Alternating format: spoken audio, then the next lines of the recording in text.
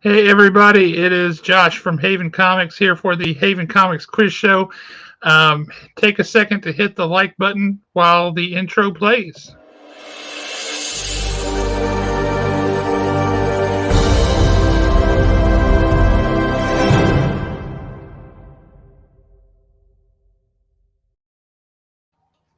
It's Thursday night, so that means it is time for us to compile a list of dark and dangerous questions.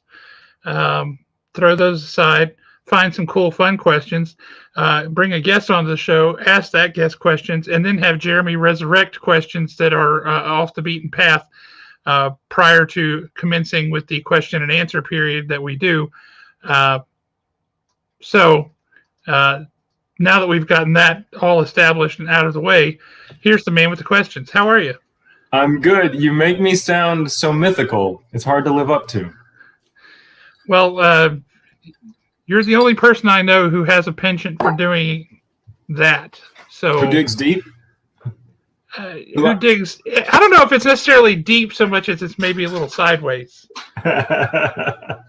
Well, I like to make friends right away. I commence right into the deep stuff. I cut all of that friendship stuff that takes years out of the way, and I just get right into it. So you just are like, "Hey, I'm Jeremy. It's nice to meet you. When was the last time you were in prison, and what for?" Mm-hmm. You just go straight for it. And that's me. That's me. So, since you probably got experience with this, what are the major differences between prisons in the United States and prisons in Canada? Oh, because I have a lot of experience. In Canada, there are no prisons. People just apologize to each other and they move on. That's it. Oh, I'm sorry I defrauded you, eh? Oh, that's a major difference. That's okay. Hey, no joke. One time I saw a video where a Canadian guy, found the guy who stole his motorcycle. I'm assuming they're both Canadians, but he found the guy who had stolen his motorcycle. And the guy said, "I stole it because I need a motorcycle or I need a car to get back to work," right? And the guy's like, "All right, you can borrow it for a week. I'm going to get it on Sunday." So Canada, wow. Whole nother world. That is a whole different world. Sorry, I'm going to tell you. I'm going to tattle on myself here, but years ago, this would have been 1992, my senior year, senior trip. A lot of us went down to Florida. One day we went to the water park at Disney World, Typhoon Lagoon, and they've got this massive wave pool. And so the fun thing to do is to, right when the wave breaks, you just dive underwater and take out a row of people. It's fun to do when you're 17. Anyway, so I did. I just took out this row of people because I could take out a lot of people. And this guy pops up that I just barreled over, and he goes, "Oh, I'm sorry, eh?" He was from Canada, and he was apologizing to me. I was dying. It made me feel bad. Yeah. So I ceased my bad behavior. You owe Canada an apology. Well, you're as Canada's representative, Prize Cam, I apologize. You got to write him an open letter. Oh, that would take time. It takes a letter, man. That's what keeps you out of prison in Canada. You just you just openly admitted to assaulting a Canadian. So the Mounties are on their way. You just got to get that letter written. He was cool with it. It all worked out in the end. Let's see who we got in the chat tonight. As usual, we got one of the Zacharys hitting us with the first comment out of the gate. This time it's the one true Zachary. And he was late, but he was still the first. And Christine jumping on early as the first not Zach. Congratulations. Got Alan Breedlove in the house. Always good to see Alan from the Breedlove Asylum. Jay, how you doing, man? Good to see you. I like this summation of the beginning. It's all Jeremy's fault. Hey, I'll take it. People are liking your shirt, man. Thanks, Zach. I appreciate that. Travis Zach Goodman saying, "Hey." The one true Zachary has a prize that we're giving away tonight, so I'm very stoked to show you guys that. Yeah, that is beautiful. Travis Goodman saying, "Hey, Aaron Michaels joining the fray all the way from Florida. How you doing, Mr. Aaron Michaels? Good to see you, sir." Let's see who all we got. Allison here with us. Good to see you. Thank you for joining. Hope the Munchkin went to bed okay. Jeremy's ready for the bonus question with that out. Yeah, he came prepared. That's exactly right. Jason Edmonds is here to win some cool stuff. Yeah, you always clean up, man. So I suspect that's going to happen. Ashley, thank you for joining us. Glad to see you. Present, she says. And accounted for. Jeremy, we have a question for you. No. Tell us all about the hitchhiking robot. I want to know more. Well, just make up a story, Jeremy. Go ahead. I'm going to assume that Canada built some kind of hitchhiking robot, and it was kind and good, and it came to America and got destroyed. That's what I'm going to assume. I believe that's actually not far off from the truth. Yeah, they built a little robot that essentially, as I recall, it would just go down the road and it would like pop up and ask people to pick it up and take it somewhere, and they would do it. And I believe it made it all the way across Canada. Mm-hmm. And then it started going other places, and I think it didn't end well. Yeah, I'd love to know. I'd love to know what state it got destroyed in. I'm going to guess it was a southern state. My money's on Florida. Of course, that means that you think that it got that far south. So I have faith. I guess so. But I was thinking hitchhiking robot. The first thing that came into my mind was not, in fact, like a true story of an actual thing that happened, but some robot that is like, "Can I have a ride, please, to the Piggly Wiggly?" And it gets in the car and murders you. Yeah. That's the one thing your parents didn't tell you about was the robot that would hitchhike and murder you, right? No, mine did. Oh, yours. That would explain a lot. Yeah, that's it. There, the one true Zachary says we got some really cool stuff here tonight. Uh-oh. Clearly, Canadian prisons are all igloos guarded by polar bears. I'm going to guess she meant polar bears. Although, popular bears, like the cool bears. Yeah. Hey, look who's back with us tonight. Owen Anderson, the man who writes all the questions that we ask, except for the ones that Jeremy comes up with. Welcome back, sir. We missed you last time. Mike Wesolowski's back in the house. Good to see you, sir. Good to see you. It's been a minute. Uh-oh. I think he was here last time at the very end. Well, yeah, Mike came back last week. He had been missing for a little bit. But look, Munchkin asked to stay up for the trivia show. Check that out. We're famous now. Using us as leverage to stay up late. We're all about that rebellion. That's what we are. The dog robot that was trained to urinate beer. Okay, that's... I probably don't hit this small fact enough, but in Canada, the beer is stronger, so... You did bring that up last week, I will say. Picked up my prints today, and I'm loving that Spidey board you did. So there you go. That's You're welcome, Alan. Alan, digging it. Oh, Aaron thinks that... it skipped over. Aaron thinks that your Canadian robot got beat up in Philly. That's because he's a Florida man, and he it was met up with some guys in his neighborhood who were up to no good, and so it got sent to live in Bel Air. Oh, man. Well, let's see. Drew Hardwick is on tonight. Look at that. Drew Hardwick. How you doing, man? Good to see you, bud. Glad you joined us. We always have a lot of fun on this. 2015. It was in Pennsylvania. Holy cow. Pennsylvania. It didn't make it far. Now Aaron has been... he's been ruined. Decapitation. That's bad. Yeah, Mike was here last week. Popular bears are polar and grizzly bears. Canada has too many bears. I hear that like 26% of the population is bear or moose. Is that correct? Oh, man. We're Tim Hortons donuts. Hey, we can start now. Yeah. Yep, we can start now. It's official. Jeremy Long has arrived. That's awesome. And with that, anybody who does not know, Jeremy Long, the man behind the Huntsville Comic and Pop Culture Expo, which was spectacular, as always. And I'm really looking forward to. I know he doesn't want to hear this because he's like, my feet are still swollen. I'm really looking forward to 2022. Yeah. And whatever that brings for the expo, I think it's going to be très magnifique. What's it been a week? So now I think we get to start asking him who's going to show up next year, right? No. There's a moratorium on that. He'll kill you. Uh-oh. See, look what you did. No more I'm sorry I ruined the expo, guys. Ryan Williams in the house, Mr. Comics and Death Metal. How are you, sir? Zach Brinkman also here. Check that out. Zach. Oh, yep. After the decapitation, Aaron says rip short circuit. Yep.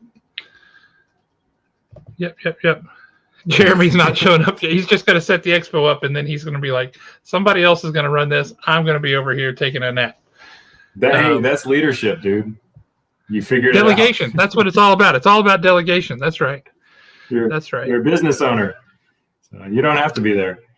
Well, I have a question for you, Jeremy, since this is a show all about questions. Yeah. Uh-huh. Your tag there says, maybe it's Jeremy. So it's maybe. You're not confident, but you're excited about it because you ended with an exclamation. So what's up with that? Do any of us really know anything? Josh, if you look deep inward into your soul, are you really Josh? Yeah. Yeah, I'm pretty confident. Well, do you want to cut to the prize cam or the guest? Because I'm confident both of those are awesome.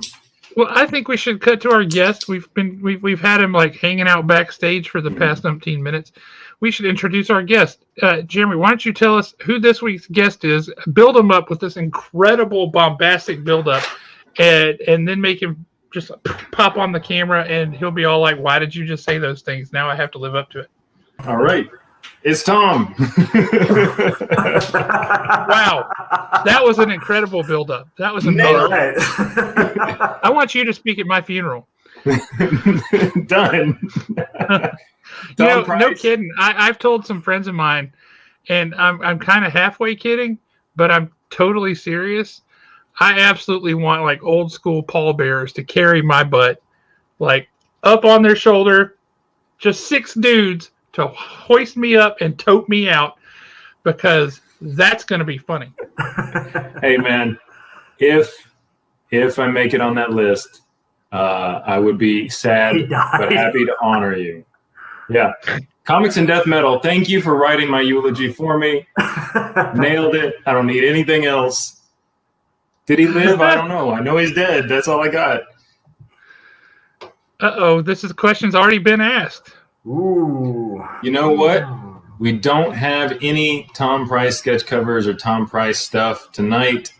It's unfair to make him win his own stuff. We've got some cool stuff.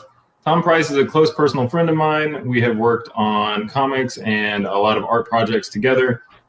He was one of the artists that helped me create Brief But Unsettling Home Videos, my horror. It's a collection. I want to call it an anthology all the time, but it's not because I wrote them all. Tom, tell us about you. Who are you? What are you? Are you? Okay, so in true Jeremy form, are you? Yes, in true Jeremy form, it would be. I also want to reiterate that that extra percentage of Canada, it's actually moose and squirrel. So got that out of the way. Moose and squirrel. Moose and squirrel. Yeah, I remember watching a lot of Rocky and Bullwinkle as a little kid, so that just kind of so here he is sitting down with a Canada T-shirt, and that's the first thing that pops in my head. It's like Dudley Do Right and all that stuff going on. But yeah, so me, why me? Who is why me? You? I don't know. Yeah, so. Long story short, I am 34, just turned 34 last month. Mm-hmm. Happy birthday. Thank you. I don't feel any different from last year. Wait until you skip a year. You are not wrong. I'm waiting for that time. Yeah, I did it with 46. This is my second go-around with 46. Yeah. The entire year I was 45, I was convinced that I was 46. And then it hit my birthday, and I was like, wait a minute. God dang it. I just lost the whole year. Go to Haven Comics. You will lose an entire year looking at comics and buying awesome things. See this? I'm shamelessly plugging in your business right here. I appreciate that. I like how you roll. I do. Speaking of which, that's a nice shirt you got there. Thanks. Crit happens. Especially when you lose a year. Right? I totally lost that perception check. It was like, boom, you don't know what year it is. Oh, yeah, I never do. I'll try not to take up everyone's time too much about bios or anything like that. Let's see here. Bullet points. What do you do? Why do you do it? Mm-hmm. How do you do it? My father and mother met at a small grocery store in 1957. Well, you see, when a man loves a woman. Okay.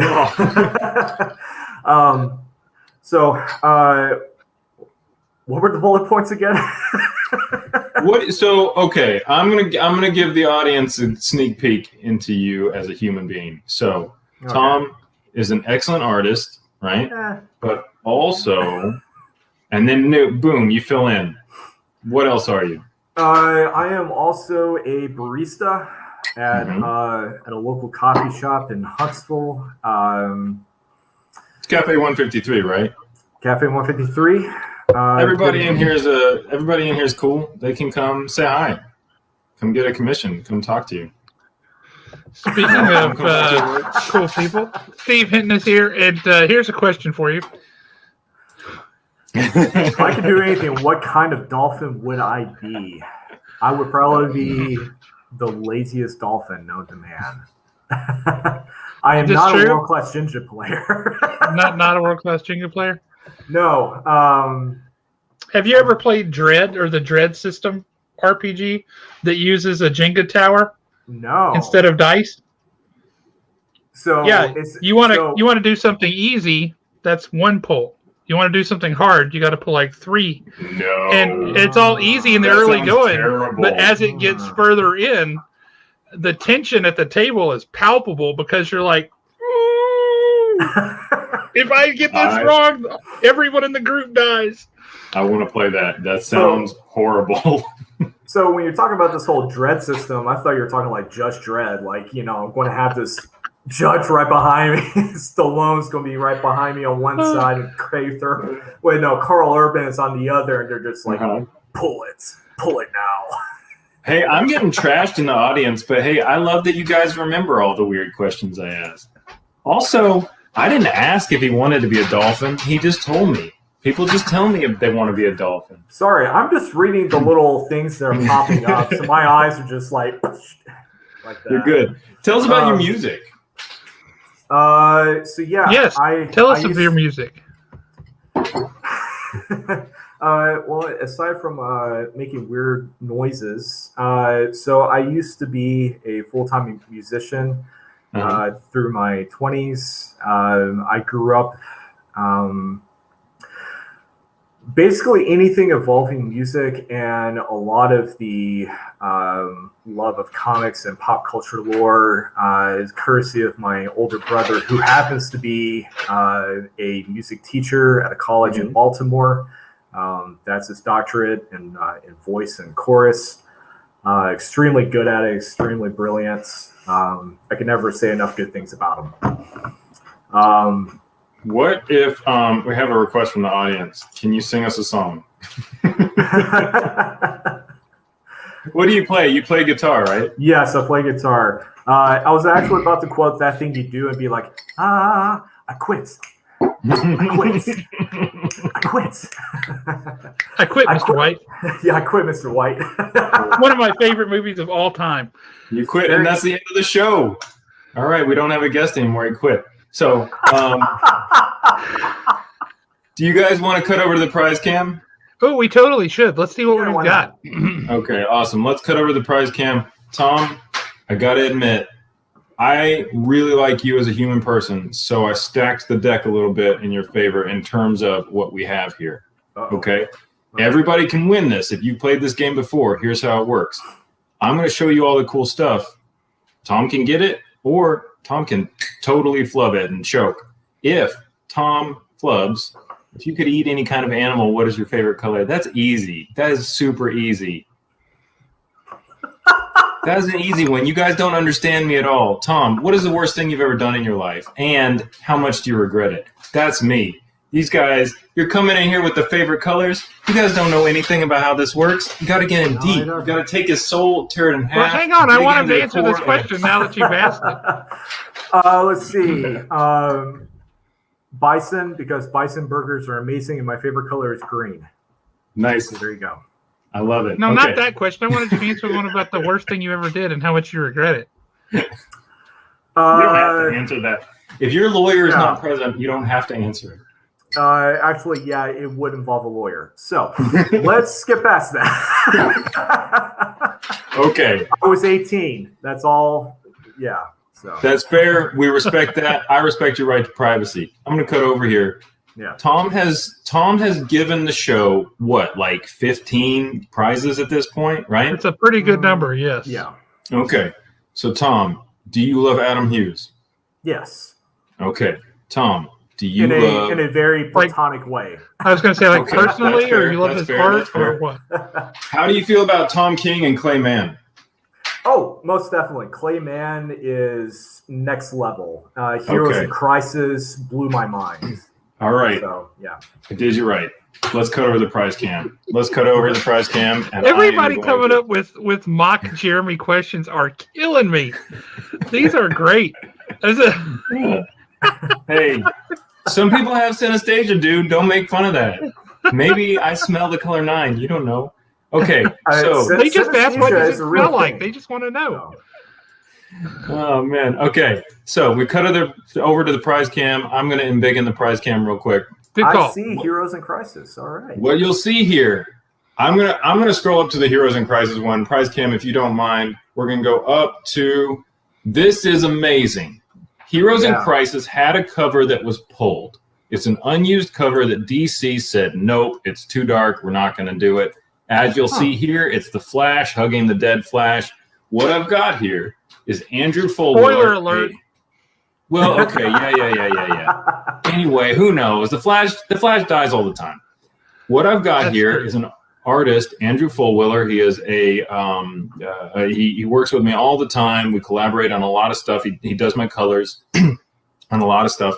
He made the cover again. He what is that? What is the word for that? Replicated. Yeah, that's what I want. Yeah. And then my man took it to a convention, and Prize Cam, if you will scroll down just a little bit, he got Clay Mann to sign it. He got Tom King to sign it. So what you have here. I just want to interject because I saw the little blurb. I absolutely do love Tom King. I have actually I've tried to talk to both him and Tom Taylor on Twitter a couple of times, but it's always hit or miss because they get tagged and everything. Yeah. But there was a famous people. Am I right? Yeah, I know, right? But there was a thing that popped up where they kept getting confused with each other whenever people keep tagging them and stuff. And so I slipped my picture and tagged it with them and said, "Oh, you mean this Tom?" So that kind of started that off. So it was like a fun moment for like 5 seconds. So trust me, I have not forgotten about Tom King. So good.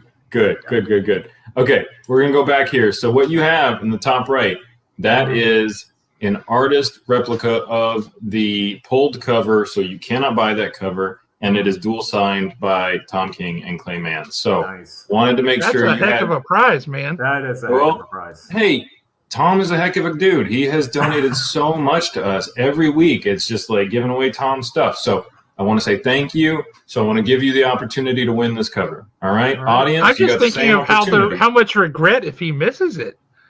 Oh, trust me. I mean, that's harsh, bro. Trust me. I would like for you to have the opportunity to not get this cover that I got specifically because I knew you would love it. I'm like, I mean, that's the only thing I'm going to win tonight is probably a Haven Comics sticker.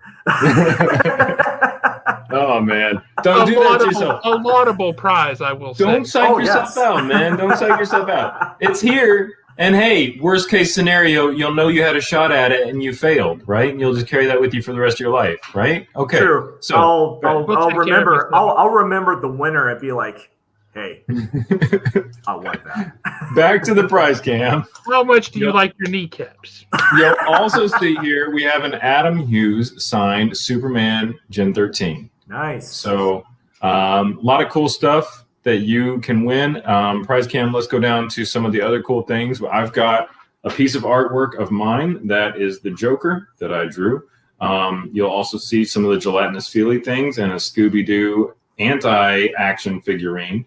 We do have coasters. I don't know why we don't have any of those on the show. We've got a Mary Jane Venom variant there, so super slick. We also have, if you'll prize cam, scroll way down for me. This is contributed by the one true Zachary Jordan. This is a Cthulhu sculpture that he painted. How slick is this? That's awesome. Super, super cool. So you have the opportunity to win that. We also have a Dark Phoenix. Tom, variant. I have it on good authority that Cthulhu sings tenor. I thought you sings Eldritch. That's just the language. Okay, yeah. Got a few more people joining us in the house. We got David McDonald popping in. Right on. Hell yeah. Carrie Komai is here with us. Always good to see you. Josh Stouffer is here with us. Loving the Venom. Rock on. So thanks for joining us, guys. So speaking of Adam Hughes and Gen 13. Right on. Nice. So I've been waiting for the day to get him to sign those. It will just not be today. Hey, you might get another one, though. This is true. You might get an Adam Hughes signature today. You might get one that's preloaded with the software of an Adam Hughes signature on it. Hey, you guys might have also noticed our stickers. That's the prize that you can get for question number 1. We've got a new 20-year sticker because Haven is 20 years old, old enough to drink, old enough to go to war, old enough to get cigarettes. You can do anything. At this point, Haven... Wait, we can't drink. Sorry, only in Canada. Oh, man. And the UK. So yeah, I forget about them. Yeah. So, who cares? Tom, are you psyched? Yes. Let's go. Josh, are you psyched? I feel like Josh, you're psyched. Well, you're welcome, sir. I try to. That seems like a fairly easy name to say. I mean, come on, people. How did you say people it? Need to get that right. I said I want to Stouffer. hear it. Stouffer. I guess people probably say Stuffer or something, but that's just because people are silly. Thank you, Carrie. We're very proud of it. It's a sticker, but it's 20 years of Haven, and that's ridiculous, and that makes us happy. Sadly, for many, many people, comics and death metal, no. Yeah, no, sorry. I was just talking about Canada. That's what I was talking about. Yes, Hey. Josh is an easy one. Yes, that's true. All right, you guys are psyched. Josh, I know you're psyched. Let's get started. Let's do it. Are you ready to rumble? I am. Tom is. Quick shout out. Thank you, Prize Cam, for showing us those stickers. This is what you can win. Tom, we all know you're going to win, but audience, you played before. When Tom inevitably fails because he's not going to get any of these right, you just got to be the first person in the audience to say the right answer, and these stickers are yours. That's it. That's how this works. So we have the man, the myth, the legend, Owen. Owen Anderson writes our questions for us, does a great job. If you love these questions, it is definitely me and Josh and our delivery. If you hate these questions, it is Owen that did you wrong. Everybody loves the prize cam. I just would like to put that on record. We have by far the best prize cam in the business, bar none. I like those little cutouts of your face with the different reactions. Lord. I about lost it when those things made an introduction. Primo comedy right there.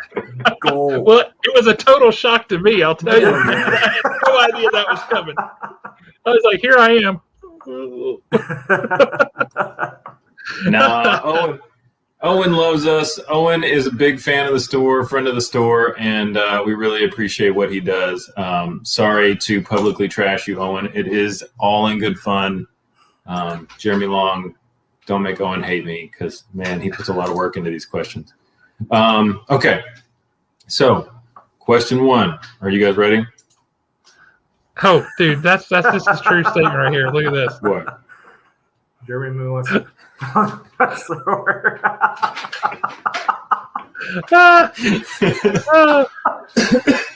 Man. All right. Hey, guys. I'm going to go ahead and read question 1. Let's play the...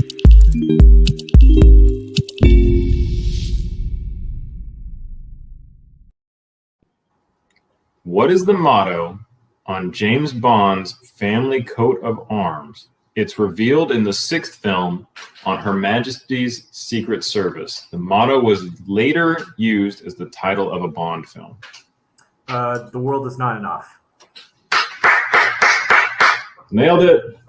Who knows that? How did you know that? I had no idea. I'm a Random bit. Because, Jeremy, you've never seen a James Bond movie. I'm actually a big James Bond fan. Have been for decades. So I actually do have the VHS of Dr. No. Whenever they re-released the series onto VHS in the 90s, and this was because Pierce Brosnan was the top Bond of the 90s at that time. So they basically re-released all that, and Dr. No was my first one that I remember watching. On Her Majesty's Secret Service was the next one, which had George Lazenby, who was the he was the only Bond to have been shown one time because Sean Connery had like broken his arm or something from skiing or some sort of sports related whatever, and so that's why Lazenby was brought in. But I just want you to know you impressed Alan Breedlove with like having that on the top of your noggin and popping that out. That's a hard thing to do. Yeah. Because that man's got that stuff in his head. And Carrie wants to know who your favorite Bond actor is. Are we talking about classic Bond or current Bond? Favorite. I think of all time Bond, you have to pick one guy to be James Bond. Who are you going to pick? I can tell you right now, it is not Roger Moore. Well, shocker there. No. We got the end of the spectrum. Who's at the top? It will always be Connery for me. I always felt like he kind of set the gold standard, but I will say I will give props to Daniel Craig for setting up a new standard of Bond films. And I think part of that just had to do with the fact of because of how well the Jason Bourne films did, that there's no way possible that the Bond films could continue on doing the same shtick that they have been doing for 30, 40 years prior. So I'm really glad with that whole new series that they basically just kind of gave it a DC rebirth of sorts, if you want to call it that. Do you hear the deep cut knowledge from this guy that he's just barfing out left and right? All I heard was that he interesting show. loved Sean Connery. Oh, It's nice to know that somebody loves Sean Connery. Let's go over the prize cam here for question 2. We have some gelatinous feeling things. Everybody's favorite. Prize Who do we cam's have not there? showing. Why isn't the prize cam showing? It's probably Is the shy. prize cam not showing? No. Yeah. Hold I on. just got a black rectangle where the prize cam should be. Yeah. Hey, Tom, can you see the prize cam? No, it's completely black. Maybe they should take the lens cap off. I don't know. Huh. Weird. I'm going to remove the prize cam. And Remove your removed prize cam. let's go ahead. Now unfinished. Let's go ahead. The Can we answer try to the again? question of what is was the world is not enough, except in Latin. He did not give it to us in Latin, so I'm not sure we should have. Okay, fine. I'm saying. Can you guys see the prize cam all I now? want to say is that if I try to speak that whole thing in Latin, chances are I'm probably going to summon some eldritch horror from some later hell. I love that the prize that was being put on for a moment ago was the void. You went Do you inner guys- darkness. Oh yeah! Can you guys see the prize cam now? Good. Yes, Good. yes. Oh Okay. God! I see it. I'm learning. No. Thanks for bringing that up, Tom. You're welcome. Oh, man. Dan Eckery back in the house. Good to see you, sir. Pierce Okay, Brosnan. that's I'm with fair. you. That's fair. Yeah. Okay, so we've got some gelatinous feely things, also known as erasers, an in-action figure, and it's all being presided over by the leader of the gelatinous feely things, Ghost Rider. Okay. All right.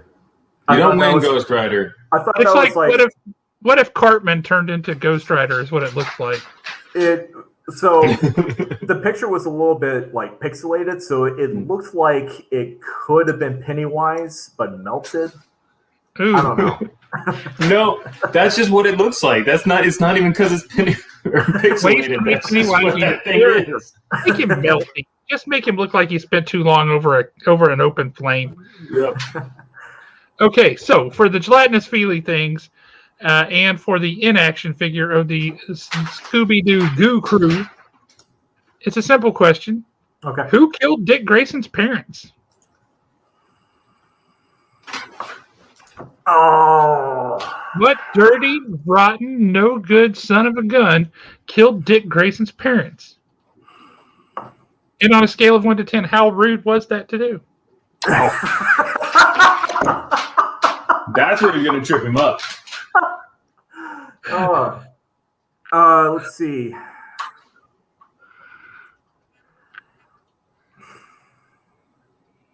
Part of me wants to say Carmine Falcone, but I don't think that's right. Hey, here's the rule on whether or not you're wrong, right?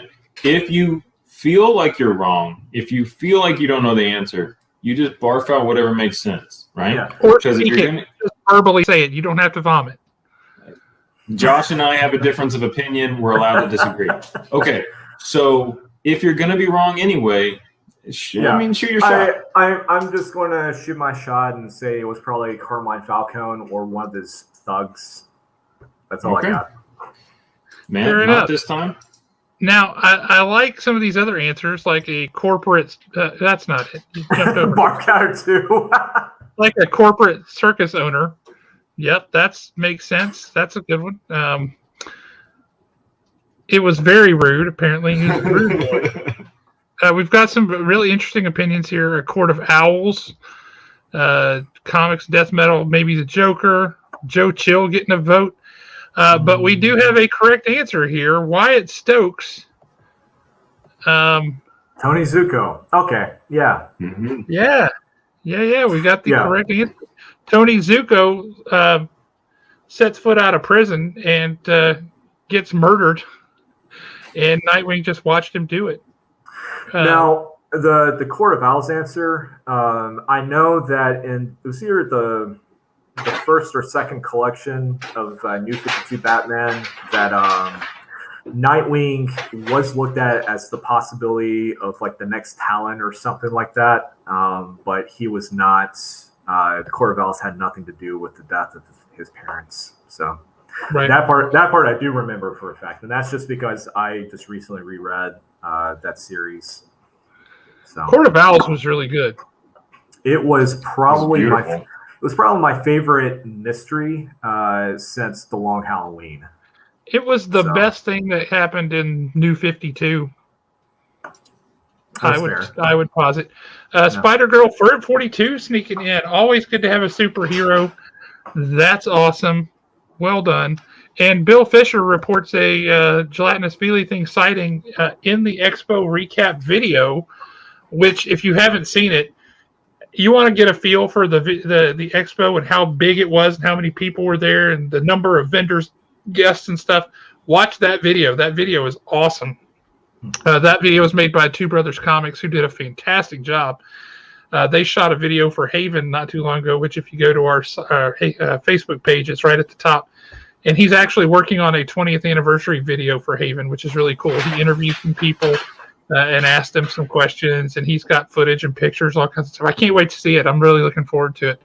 That's awesome. But really, really cool stuff. Yes, right. Wyatt says, thank you, Batman, the animated series. OG. There you go. Yeah. That was a great series. I know that they tried to redo it with like the Batman. I think that's what they called it a couple of years ago. But yeah, the original animated series, you can't touch it. It's gold.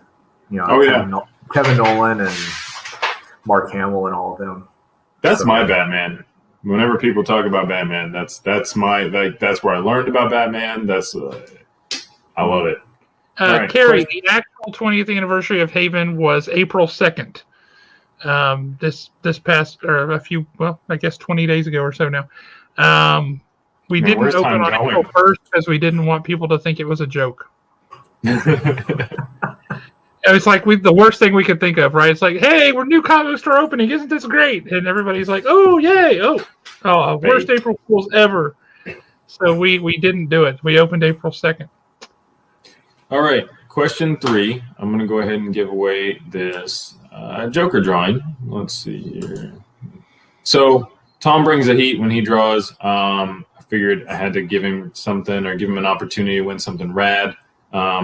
Everyone in the audience, this is your opportunity to win this cool, slick Joker drawing because as you just saw, Tom's going to whiff. You know it's going to happen. I was like, what is he doing? Oh, I got you. Yeah, Joe Green. Joe Green is the new thing, Josh, if you're not keeping up with social media. I feel like I just missed out on something because I'm old.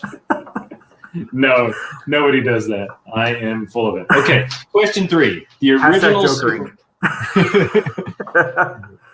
original Super Mario Bros. Game was Nintendo's best-selling classic NES game with 40 million units sold. What was the second best at 28 million? This is a rough question. It is a rough question. The answer will baffle you. Unless you just happen to have that lying around in a pocket somewhere like you do with, oh, yes, the world is not enough. There it is. Okay. Okay, so you said Super Mario Brothers was the number 1, and then something else came under it. What was it, 20 million less?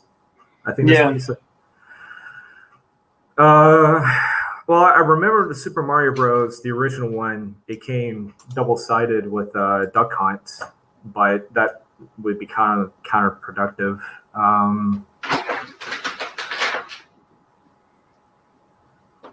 God, what? This is a tough question, man. Hey, just say whatever comes to your mind. Literally whatever words come out of your mouth. You're not allowed to barf, apparently. Everyone's giving me... Apparently, you're not allowed to barf. Can I phone a friend? No.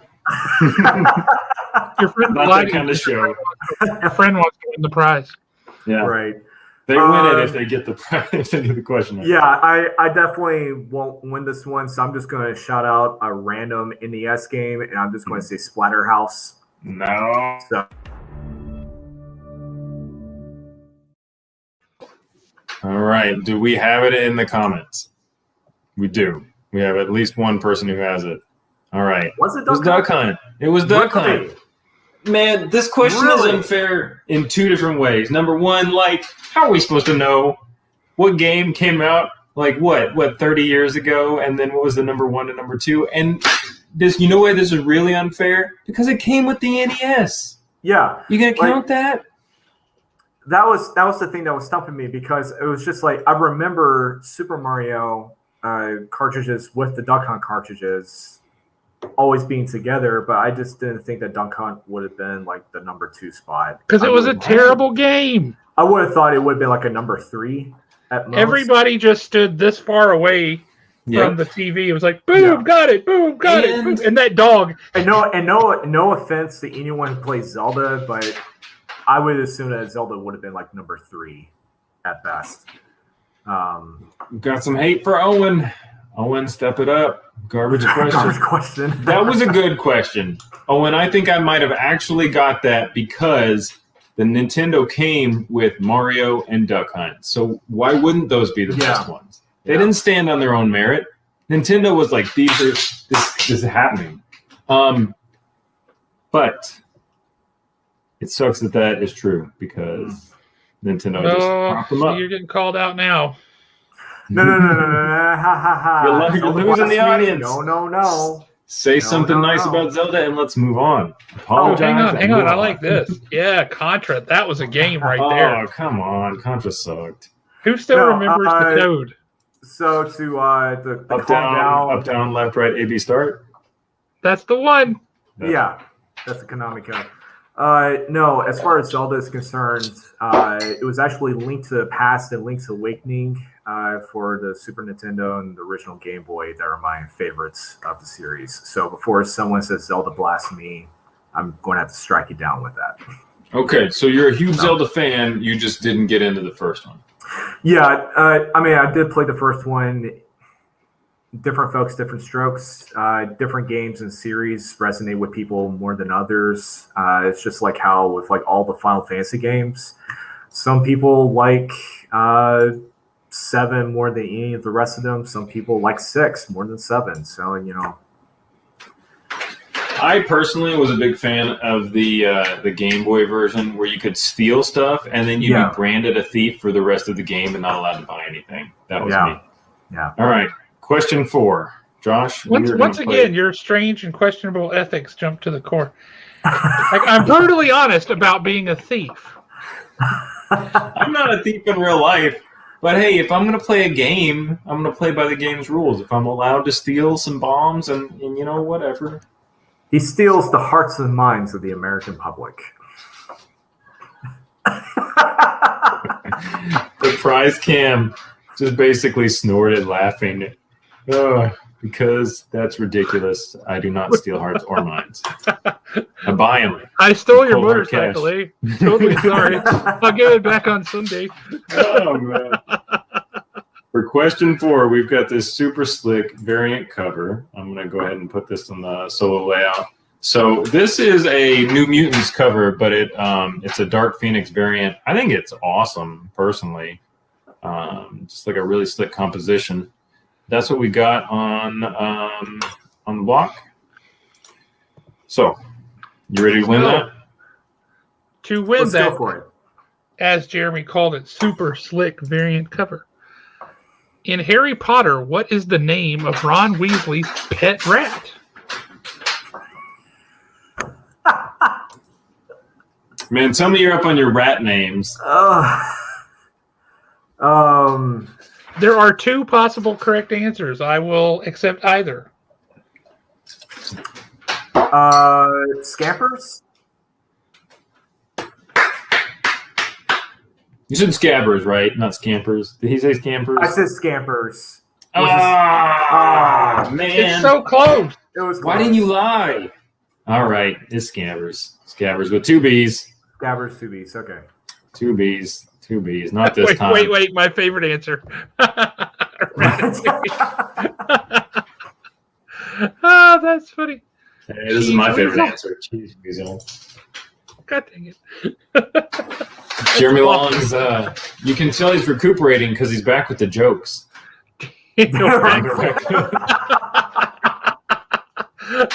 Oh, excellent. If you had asked me... 2 points to Gryffindor for Dan Eckery.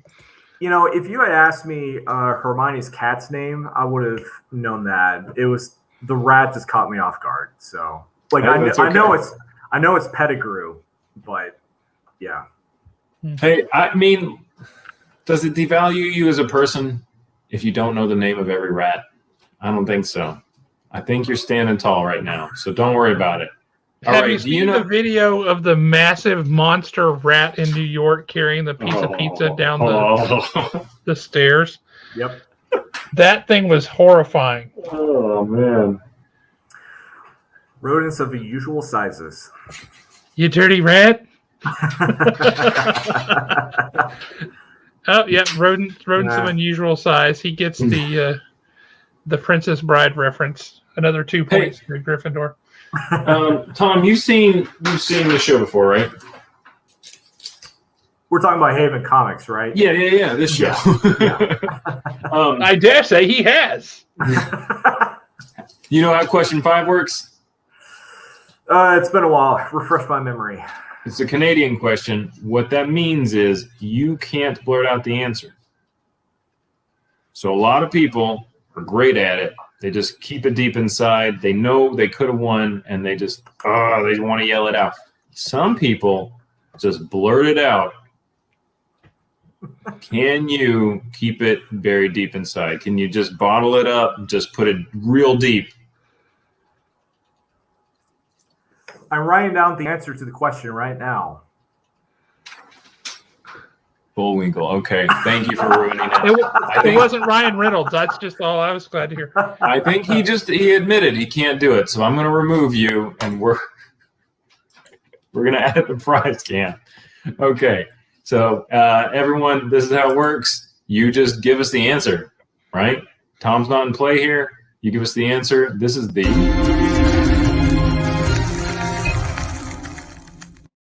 What can they win? Hey, you can win $25 to Haven Comics, the best comic book store. Yeah. Best comic book store $25 ever. Right? Is that American money or is that Confederate dollars, or what are we talking here? It's Haven Comics dollars. It's whatever you will accept. Dude, would you accept Canadian money if somebody brought it up? They didn't put me in, Coach. Oh no. If somebody brought you Canadian money, would you take it? I'd have to think about that. That's a deep cut. That's a deep question right there. Okay. You shouldn't, because it's like 75% of American money. So this is American dollars. We'll call it American dollars. Yeah. Okay. American dollars. Haven bucks, the equivalent of Nick Ellis popped in just in time to do his annual, his weekly US. Don't ban him for life. I'm not going to ban him. That was an accident. I'm sorry, Nick. I'm sorry. Okay. So many things. One true Zachary. Not that many things. Okay. Multi-pass. All right. What Canadian superstar actor played... And this guy is a superstar. This guy is a straight up superstar. What Canadian superstar actor played Hawkeye Pierce in the 1970s film MASH? 70. It is 1970. That's the year. MASH. MASH is the movie. He played Hawkeye.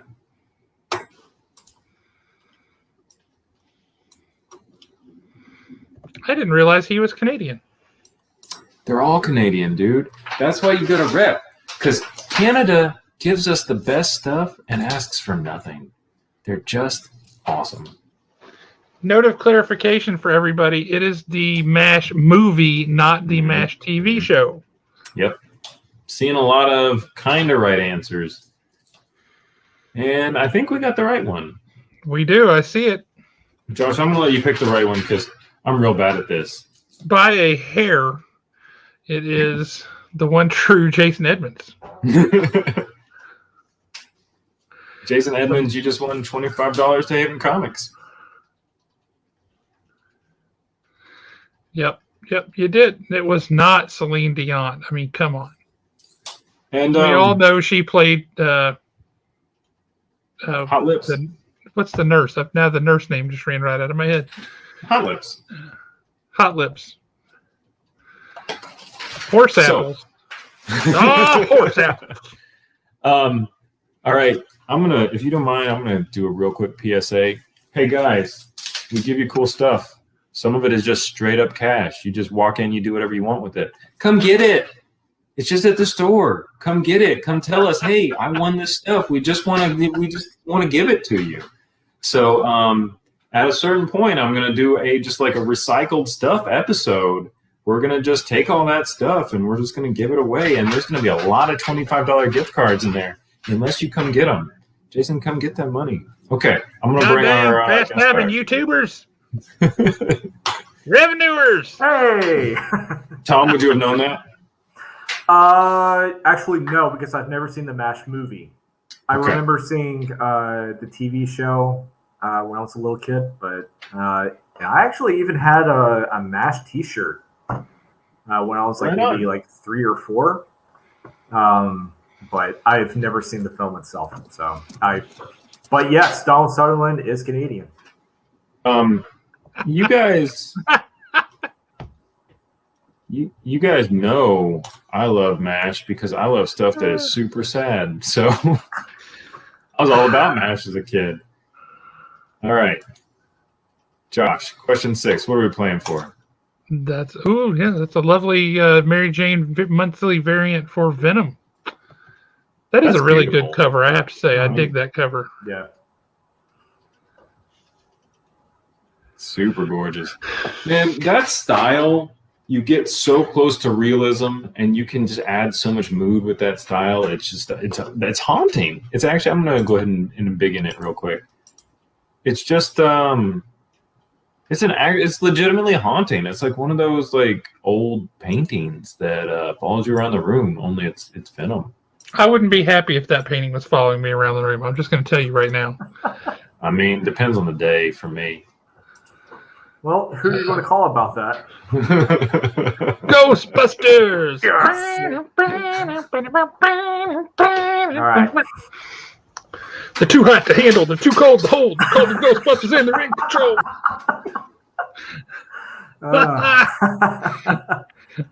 I'm not ashamed to be a goofball, apparently. Hey, It's a thing that, we it's love a you thing for that I it. do. That's It's a thing I do. your heart and soul, man. That's what we want to see. Goof it up. If people haven't hit that like button yet, I deserve it just for that. So hit the button. Mm-hmm. Mm-hmm. United States has smashed that like button. That is correct. So, for that awesome Venom variant, what supervillain created Wonder Man to combat the Avengers? What? Yeah, if you didn't know the origin of Wonder Man, he was created specifically to combat the Avengers. Who was it? Who said, you know what I need? I need me a guy called Wonder Man to combat the Avengers. And did you also know that there is a Danny Kaye movie called Wonder Man, and it is excellent? Is it about the Avenger? It is not. You know, I'm not going to talk about the show at all because spoilers. And maybe in a couple of weeks we can have this conversation. I'm not going to talk about it. I'm assuming it's a WandaVision spoiler. Maybe. I'm talking about the Wonder Man show. You guys know about that? Oh no, I didn't know that. I didn't realize they were making one. Huh, that's cool. But to answer your question, Josh, that is something I know nothing about. I know that the character Wonder Man exists and he's part of the Avengers, but I don't know the answer to it. Well, just throw out a bad guy's name, and maybe you're right. That way you have a shot. I want to say that Wonder Man was created somewhere between the 60s and 70s. So I'm just going to say maybe Dr. Doom. A worthy guess. Good guess. That is a worthy guess. We have it in the... it's wrong. Sorry. Yeah. We have it in the audience. So now that we know the right answers in the audience, I am so sorry. I am just a spoiler factory. Sitting over here looking at the answer like, oh man. Yes, the correct answer is out here. It is not Ultron. Mm-hmm. That's what I would have guessed. Not Galactus. Yeah, why would he have done that? Although, I mean, he does create bad guys. It is not the Mandarin, nor is it the Mandalorian. It is not MODOK, but it is in fact Zemo. Okay. I'm so sorry. Baron Zemo bombarded him with an ionic ray, which essentially, if we're honest, turned him into a kind of a different take on Firestorm from DC. Okay. But he is sent in to infiltrate the Avengers, lure them into a trap. Eventually, he's like, wait a minute, this seems bad. And he sacrificed himself to save them. But then he came back. I have never, if I'm just totally honest, I have never liked this character. I know that he was kind of written as a jerk within a couple of different Avenger comics that I've read, like that came out within the past decade. That new Avengers one that Frank Cho did, he kind of came off as a jerk. There was a couple he others. comes across very Booster Gold, full of himself, kind of thing. Actually, that's pretty close. I would say that Wonder Man is like it's like a Booster Gold fanboy. That would be my way of looking at him. It's like he wishes that he could be Booster Gold, so I'm going to pretend that I am Booster Gold. So, in the comics, Wonder Man's brain was used to create, what's his name? Vision, right? Right? Like, did I make that up? Went the other way around, but because Vision was around before Wonder Man. No, maybe not. Maybe Owen says Wonder Man's brain patterns were implanted into the Vision when he was created. So, thank you, Owen. I knew something right. Also, does Jeremy know who Danny Kaye is? Yes, Mike Wazowski. I know. Danny Kaye was an American actor, singer, dancer, comedian, musician, and philanthropist. His performances featured physical comedy, idiosyncratic pantomimes, and rapid-fire novelty songs. Yeah, Mike. Wait, thank you for Wikipedia. You forgot to call that out. Have you ever seen a Danny Kaye movie? No, I have not. You've never seen White Christmas? I haven't. But hey, Tom, let's talk about you. Okay. Tell us all about your Danny Kaye movie experience. I did watch White Christmas, and I'm actually not a fan of White Christmas as far as Danny Kaye is concerned. He was also in Singing in the Rain. Why'd you kill Tom? Oh, because he's not a fan. How can you not be a fan of White Christmas? It's the same. You're going to boot me off when I explain this. I put it on the same pedestal as It's a Wonderful Life, as like old-timey Christmas films that get played repeatedly, and so it's expected for you to watch it. So for the longest time, I never liked it. It's not until like maybe the past couple of years that I started to appreciate White Christmas a bit more. Sorry, Jeremy, did you want to say something? No, I actually coughed authentically. Sorry. Okay. I muted myself. But no, you were saying you thought Danny Kaye was also in what? Was he also in Singing in the Rain? No, that was Donald O'Connor. Okay. When I was Wikipediaing him, he's also the Joker in some old movies, right? Danny That's Kaye? what I mean. Hold on, Danny Kaye Joker. I'm going to look again. That is why I was staring blankly. Good catch. He was. This could be my brain misplacing one actor for another, but I want to say that he was in. It was a comedy that was set in like medieval time, where they're trying to hide a kid because the kid's supposed to be royalty or something like that. It was like the Scarlet something. He did the Scarlet Pimpernel. He's been in a ton of stuff.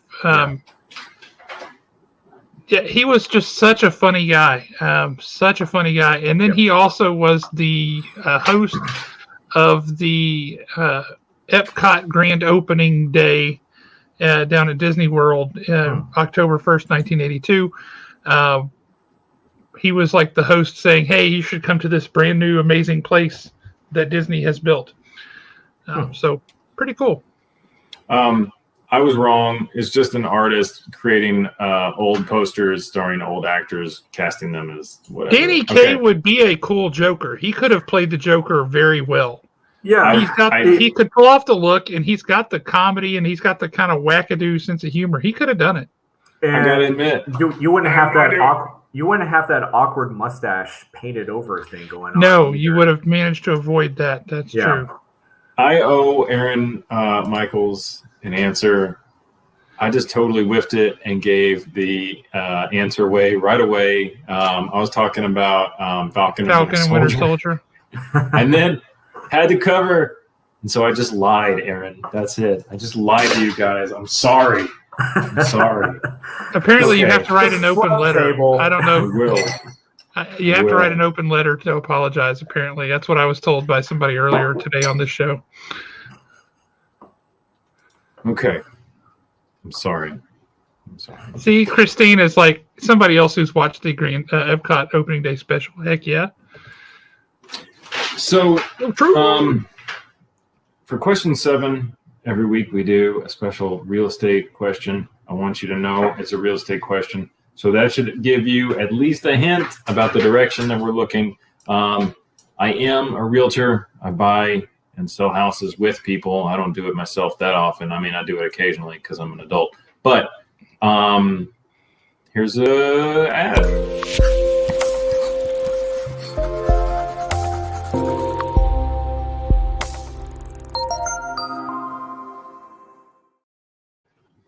Not all adults buy and sell houses. It's a personal decision. It's something that I decided to do at a time in my life. What are we looking at? I can't see anything but glare. It's Moon Knight. What is that? It's Moon Knight. It is the Bill Sienkiewicz 1 in 75 variant, signed by Mr. Bill Sienkiewicz. Yellow label. Is he on a toilet? It's a throne. It's a throne. I mean, isn't a toilet a porcelain throne? I mean, I guess. Yeah. This is clearly not porcelain. If you put arms on a toilet, that would be really majestic. It would be. Well, I mean, you know you want arms on your toilet now. Which begs the question. If you're Namor and you're sitting on a toilet in the sea, does your poop just float or... That's the question? That's where your brain went?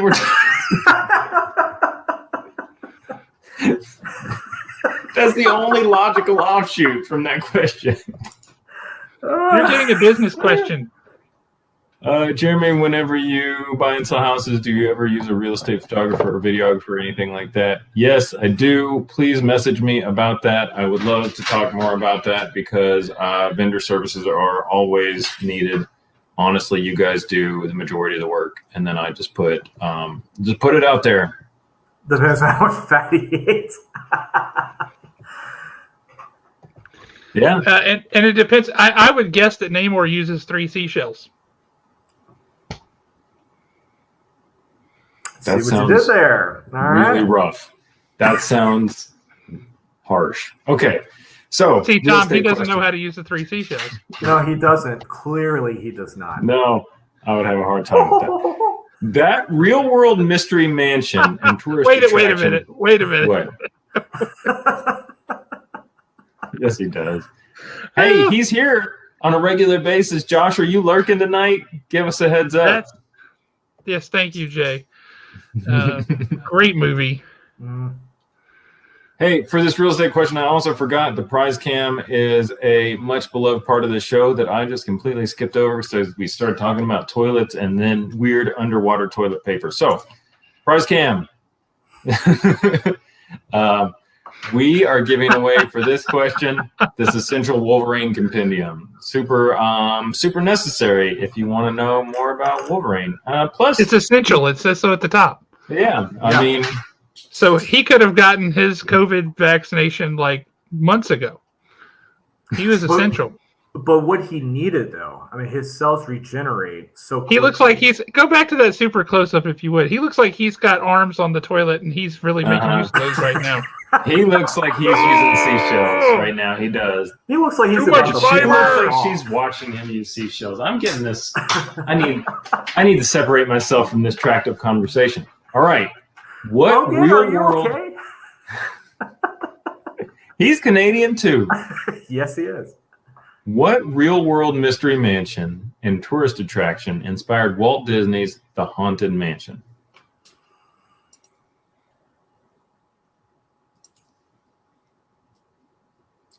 The world's a little worse knowing this is a real place.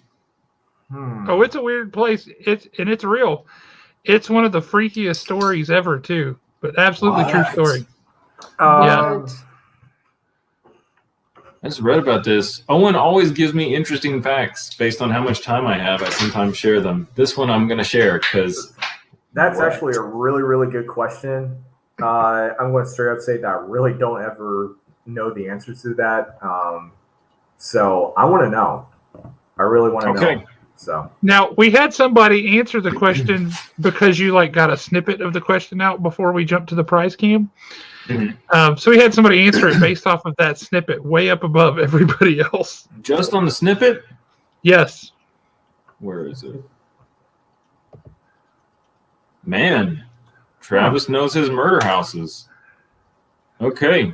didn't Not a murder house, it's a mystery house. they make a movie called Winchester? Yes. It was about the house? Okay. Yes. Okay.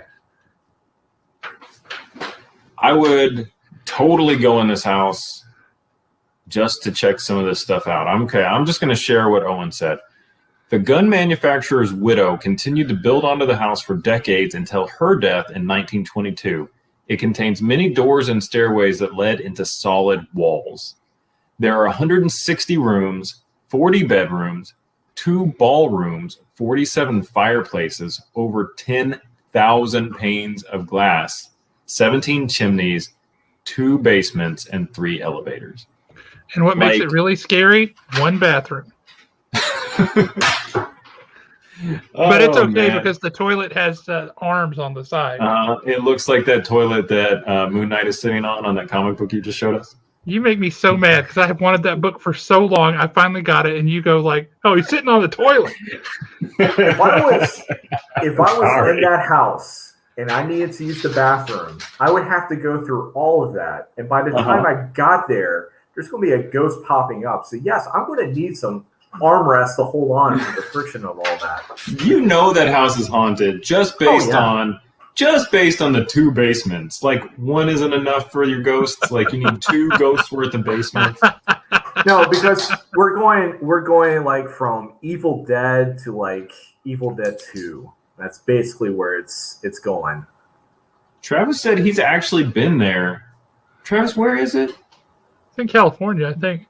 Oh man, I don't want to go all the way out there for it. Okay. I don't want to go all the way out there. Just to use the toilet. Excuse me, where's the bathroom? You have to pay $17 to use the bathroom. Okay, so we're still on the real estate question. I'm not talking about I'm not soliciting business. There's another side of my job that people rarely get to see. I sometimes go into houses that are basically destroyed. I have had to sign waivers to get into houses, and the waivers say something to the effect of, hey, if you die in this house or otherwise become just whatever, if you get some kind of disease for going in this house, that's on you. It's not on us. I have gone into houses that were they had, what was it? This will not be my final resting place, written on the wall in something red. I'm not a detective. I didn't look deeper into it than that. I've gone into houses where the floor was falling through. I've gone into houses where I felt like I was gonna die. So I can just do my job and see this. Oh. I'm just spitballing here, but you should probably take those experiences and maybe rope them into Brief and Unsettling Volume 2. Maybe. Some poor sap who's a realtor, and the stories just lurch from one horror show to another. Oh yeah, I have a story for that actually. So Tom was talking. When Leslie and I were looking to buy the house that we're in now, we looked at a lot of houses all over the place, and we went to this one house. It was clear they had tried to fix it up, but it was still a disaster. And you go downstairs, and then it has a basement, and running through the middle of the basement is the AC ducting. So I had to duck to go from one side of the room to the other. Mm-hmm. And then there's this door, and you have to step up to go through this door. And you get in there, and there's this weird, this is where the washer and dryer are and the hot water heater. And above the washer and dryer, it's these doors that open like this, like a cabinet, right? Mm-hmm. Well, you open that up, and it's nothing but earth, disturbed earth, and it Wow. looked like where the vampires sleep. And we're like, So, it's probably like a crawl space, right? no, I don't need that. I have been in a house where, and I'm going to move on with the show after this, but this is my last one. I have been in a house where you go into the basement, and there's just a door that looks like it's a closet door. You open that, and it is a solid wall of dirt. Solid dirt. That was around UAH. So next time you're driving around UAH, know that one of those houses in the basement, there's a door to dirt. Like just straight. And I'm not talking like a crawl space. I mean like to your head dirt. So so because we're talking about like really creepy houses, in a band that I was in several years ago, we played a house show off of Governor's Drive. In that section of houses, there's like that's near like Gold Sprint and all of that. So we're having to like do this whole basement show. It's a really big basement, bigger than what that house was. Like it didn't make any sense. And of course, it's a real punk house. They've got spray paint all over the walls and all this crap. So there is, like a busted refrigerator and one of those like floor freezers that you would keep like meat and ice cream and all that stuff in there. Apparently, and we found this out that this was maybe a week after the show. There was a dead body in there. Yeah. And the name of that venue was called The Palace. Wow. I have no idea if anyone has heard about that place or anything like that, but I was told a week after that show that apparently one of the guys that was living there was under investigation. There was a dead body that was in the freezer of that house, and no one knew. So here we are playing a show, and all this is going on. And like back then, I was just like, oh God, now I'm going to have the police, rolling up the house and asking me questions about whatever. And then, of course, looking back on this, I'm just kind of like, Wow. It happened. Let's, that's the door to pay dirt. And that is how Tom got his haunted guitar. So There's actually there was a comic. God, what was it called? Alan Breedlove, I think you picked it up. Dead Beats was what it was called. It was a comic. It was an anthology comic that was set in like an old record store. And it was kind of like, what if you mixed High Fidelity with the Twilight Zone? And it was like bad stuff happened to people who bought this particular record or who played Stairway to Heaven in the store. Strictly forbidden. It was something really interesting. But it was called Dead Beats. You should check that one out. There's one out right now called the Silver. Cool. There's one out right now called the Silver Coin. That's like there's a silver coin that people get, and then they get everything they want. It's kind of a monkey's fist sort of thing, right?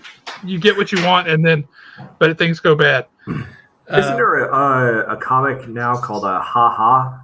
Yes. Yeah. I've heard a lot of good stuff about that. And it's kind of interesting. Yeah, and Silver Coin, he uses the coin as a guitar pick. Yeah. First of all, I would like to say thank you. Appreciate it. Thank you. I have to go back to this because I don't get very many opportunities to tell this story. But a friend of mine, she's married to a complete and total like engineer's engineer, right? We live in Huntsville. We all know what that means. She comes home one day. It means they're great people that we enjoy talking to. Right. So she comes home one day, and she walks in the house, and she's like, "What's going on?"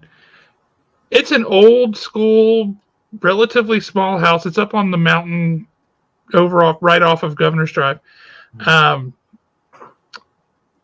Just a ranch style house, normal kind of thing, right? And you walk in the door, and there's a dining room over here, and you can see the living room over here, and then there's a hallway that goes this way. Well, if you go and you turn down that hallway, there's a coat closet right here, right? Well, her husband has opened up that coat closet and he has started digging a staircase. What? Which he dug a staircase down, and then he built himself a full basement under the house that he dug up from his already built house. No. In the coat closet, and he dug a staircase down and dug himself a basement out, so that he could make a more efficient heating and cooling system. And he also turned his new basement into a massive Lego playroom. You know, That I didn't understand it until the Legos. Yeah. I mean, I totally respect it. Yeah. And that was a lot of hard work, but I sit here and I wonder, that house wasn't designed for a basement. Yeah, you had me in the first half there, not gonna lie, but the Legos make it worth it.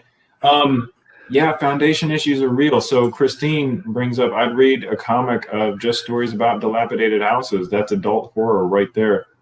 You just, that was a horror story. I was sitting around the fire for that. We burned a house for that. I feel really bad for all those people. I'm not sure how many times either of you guys have driven to Florence, but when you take, I forgot the name of the main bridge that goes straight into Main Street into downtown Florence, but when you're crossing that bridge, you see basically what kind of looks like the side of a cliff, and you've got all these houses in the subdivision right there. Yep. And like within the past 5 years, there's so much erosion going on, and some of these people have like backyard porches on this area. All it takes is like for maybe 15 more years, and that porch is going to be just hanging off of free air. It's absolutely crazy to see all that going on. So, yep. We have another question we should probably ask him. Yeah. Let's go back to the question. What's our prize for the next one? Now Sorry, we're talking about basements. Okay. Clear your mind. Embrace every horror you've ever known. And then, whoosh, Cthulhu. You don't know anything about horror. This guy shows up. Your mind, nothing. It's wiped. It's completely distorted. Thank you, Zachary Jordan, for bringing us this super awesome statue. He painted this. He 3D printed this, right? Let's go ahead and look how cool that is. Look at the textures. Yeah. Right? And like I said, mean tenor voice, this guy. Zachary, if you would be interested at all in doing more 3D printing, there's so many cool things that you could print that I have seen, like just really cool, awesome stuff. Like Spider-Man holding Thor's hammer I saw recently, like super beautiful stuff. So would you quit your job and just make these? That's why he's so mad. Oh, man. Cthulhu, the castrati. I'm so mad. You know, it's the end of the world when Aquaman is on top of Cthulhu coming onto the land. Stride forth, beast. Woo, All right, woo. so for that amazing statue, all you have to do is answer this next question, which I know you've got. You've got this one. I'm confident. You ready? Go. What 1960s Hanna-Barbera produced show was the first animated series made for primetime network television?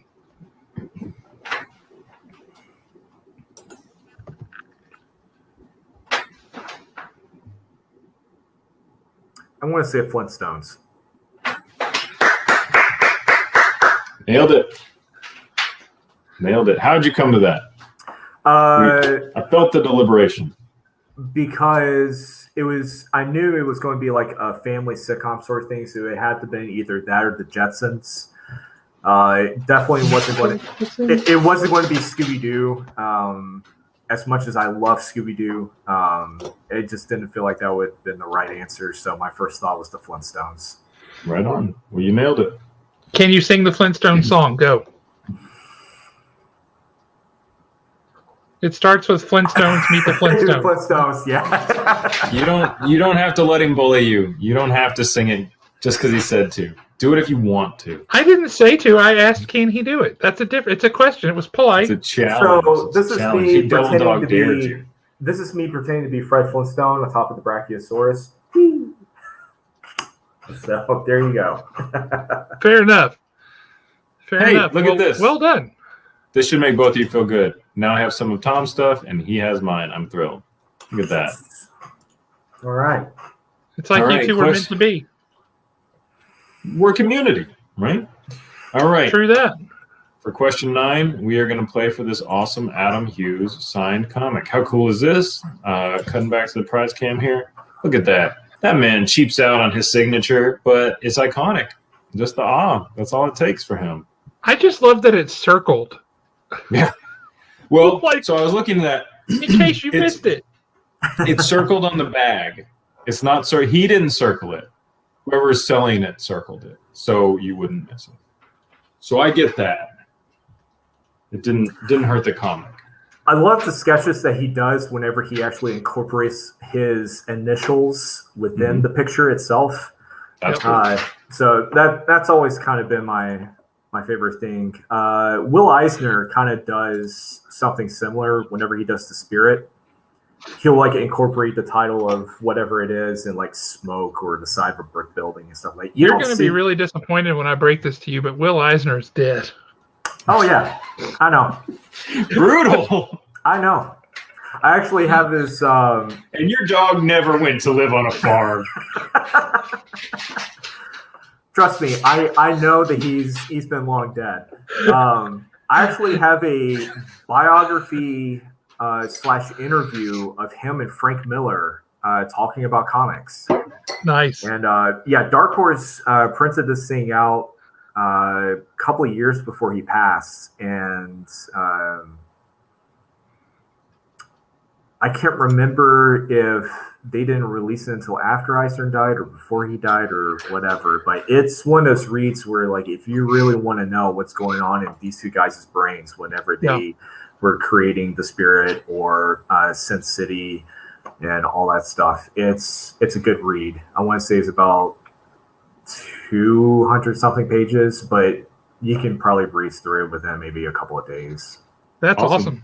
I do need to check that out. I just thought of a movie and that has a pretty popular, pretty famous soundtrack. I'm going to tell you the first word, and we've already got the correct answer in the chat here. It's Flash. Flash Gordon. Yeah. Was that the question? I forgot. No. He just got a question. It's your turn to ask a question. You got to show off the next prize.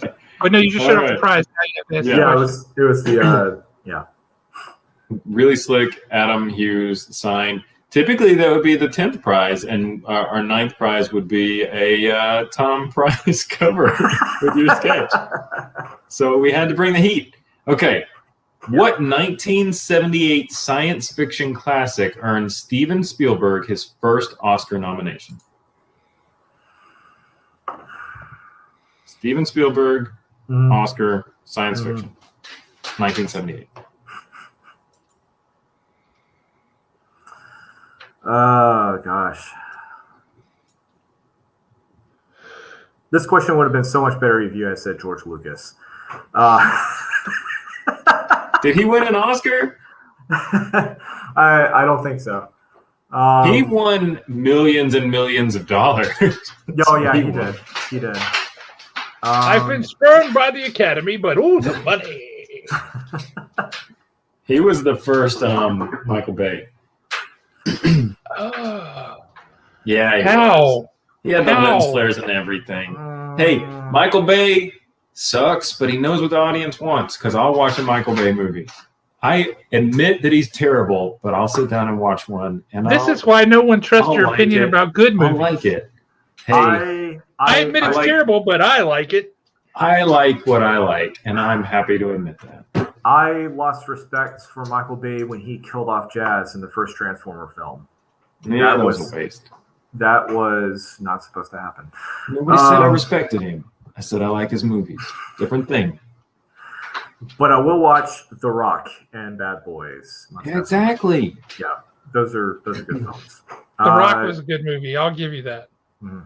I guess I've lost my sex appeal.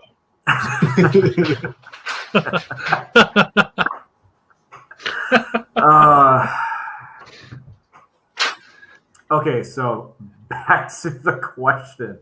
I forgot what the question was. What was the Do you want me to damn reread question? it? It was Damn question. it was 1978 Oscar Steven Spielberg. Mm-hmm. Was that it? Okay. Yep. Science Science fiction. fiction.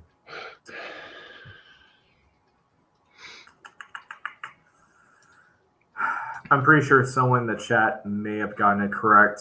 Can you see Too the bad chat? you No, I see can't. it. Okay. I can't see the chat. I don't have any tabs open except for. Hey man, Yes. just tune them out. We're here for you,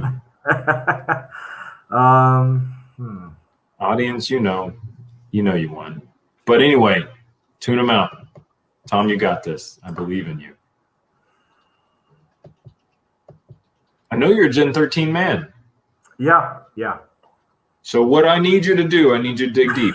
I need you to think about Steven Spielberg movies. I need you to weed out every Steven Spielberg movie that's not sci-fi, and then I need you to pick one and just throw it out into the void and say, I stand proud. Well, Whether I get it or not, I've tried. whenever I think of Steven Spielberg and science fiction, my first thought goes to the first Jurassic Park film, and I know that's not correct because that came out in the mid-90s. Mhm. Great movie too, Great movie, probably the best animatronics ever. and it still holds up Yeah, really, and really well. technically, it could be considered as a horror film. So, True. Yeah. Well, It does have children in it. Hey Josh, do you want to hate me? I saw Jurassic Park when I was in 6th grade. Just so you know. Just throwing that out there. All right, back to Tom. Gosh, 1978. Steven Spielberg. Yep. That's who we're talking about. Honestly, I'm drawing a blank, man. And Hey. I'm going to be hitting myself in the back of the head soon if it's a film that I've seen. And I just didn't think about it. So, and please don't say Superman because that's going to make me hate myself even more. Did Steven Spielberg do Superman? I don't think he did. So, I'm dude, drawing a just- blank. Say anything. No, that was definitely not Say Anything. That wasn't a sci-fi movie.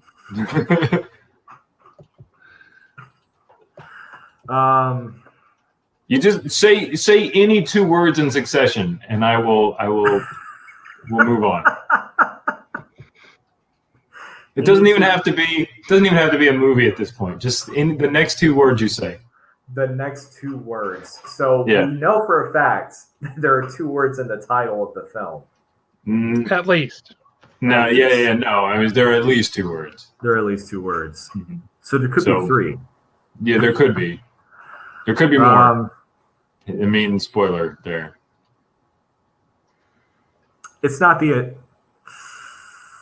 My mind keeps thinking about the Andromeda Strain, but that's Michael Crichton. Yep. Which Jurassic Park was also a Michael Crichton film. So let's say the Andromeda Strain. Okay, not the right answer, but Yeah. I respect how much work you put in to not getting the right answer. Okay, Minimal effort. I think Josh, you double check me on this. I think it was Justin. Yep.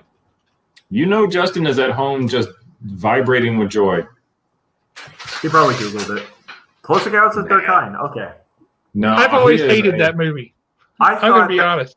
I thought that film came out in the 80s, not late 70s, but close enough, I guess. Hey, I I think saw was that wrong. movie as a kid. Did not resonate with me at all. I would probably like it if I saw it as an adult. Yeah. But as a kid, I was like, no, thank you. You know, I think I was wrong. I think I was 8 when Jurassic Park came out. My bad. When are you in 6th grade? Speaking of Justin Lynch. I do want to cut away for just a second if I can steal just a tiny bit of time. I completed I've got 2 commissions I'd love to show off. So the first one, this is kind of dumb. It's just a dumb little thing that I did. Justin actually buys more of my art than anybody else. Justin buys my art constantly. It's like I turn around. Justin, why don't you buy Tom's art? But I turn around every day. He's like, face.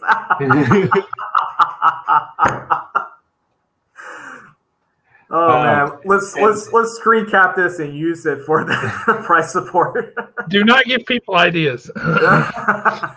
Okay, so this is one that I have. I'm gonna embiggen this. This is one I did. It was just a random thing. I don't even know why I thought about it, but it was just Boba Fett and Deadpool. Hang on, we've got people down below saying Justin wasn't the first one. Who was? Let's see. Justin's the first one I see. That was the first one I saw too, but let's go up and do a check here. Wait. Other people are. Yeah, I see another one. There it is. Justin denied. Spider-Girl 42. Spider-Girl.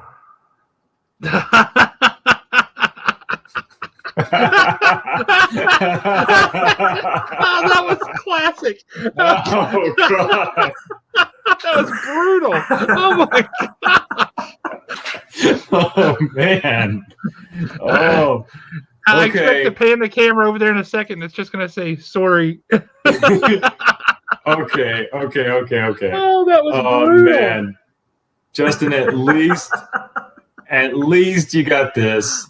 This is a Deadpool and Boba Fett sketch cover. Just a quick sketch, kind of for fun, commission thing. I don't even think he paid me for this one. I think he bought like 3 books in a row, and I was like just doing something for fun, and so I gave it to him.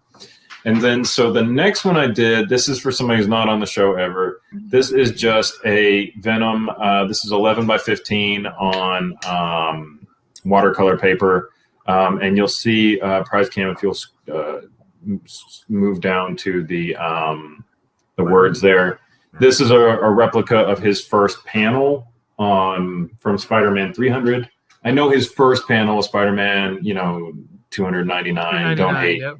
Yeah, I know.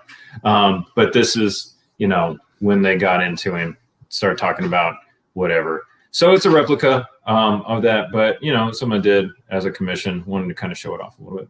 Hey, prize cam.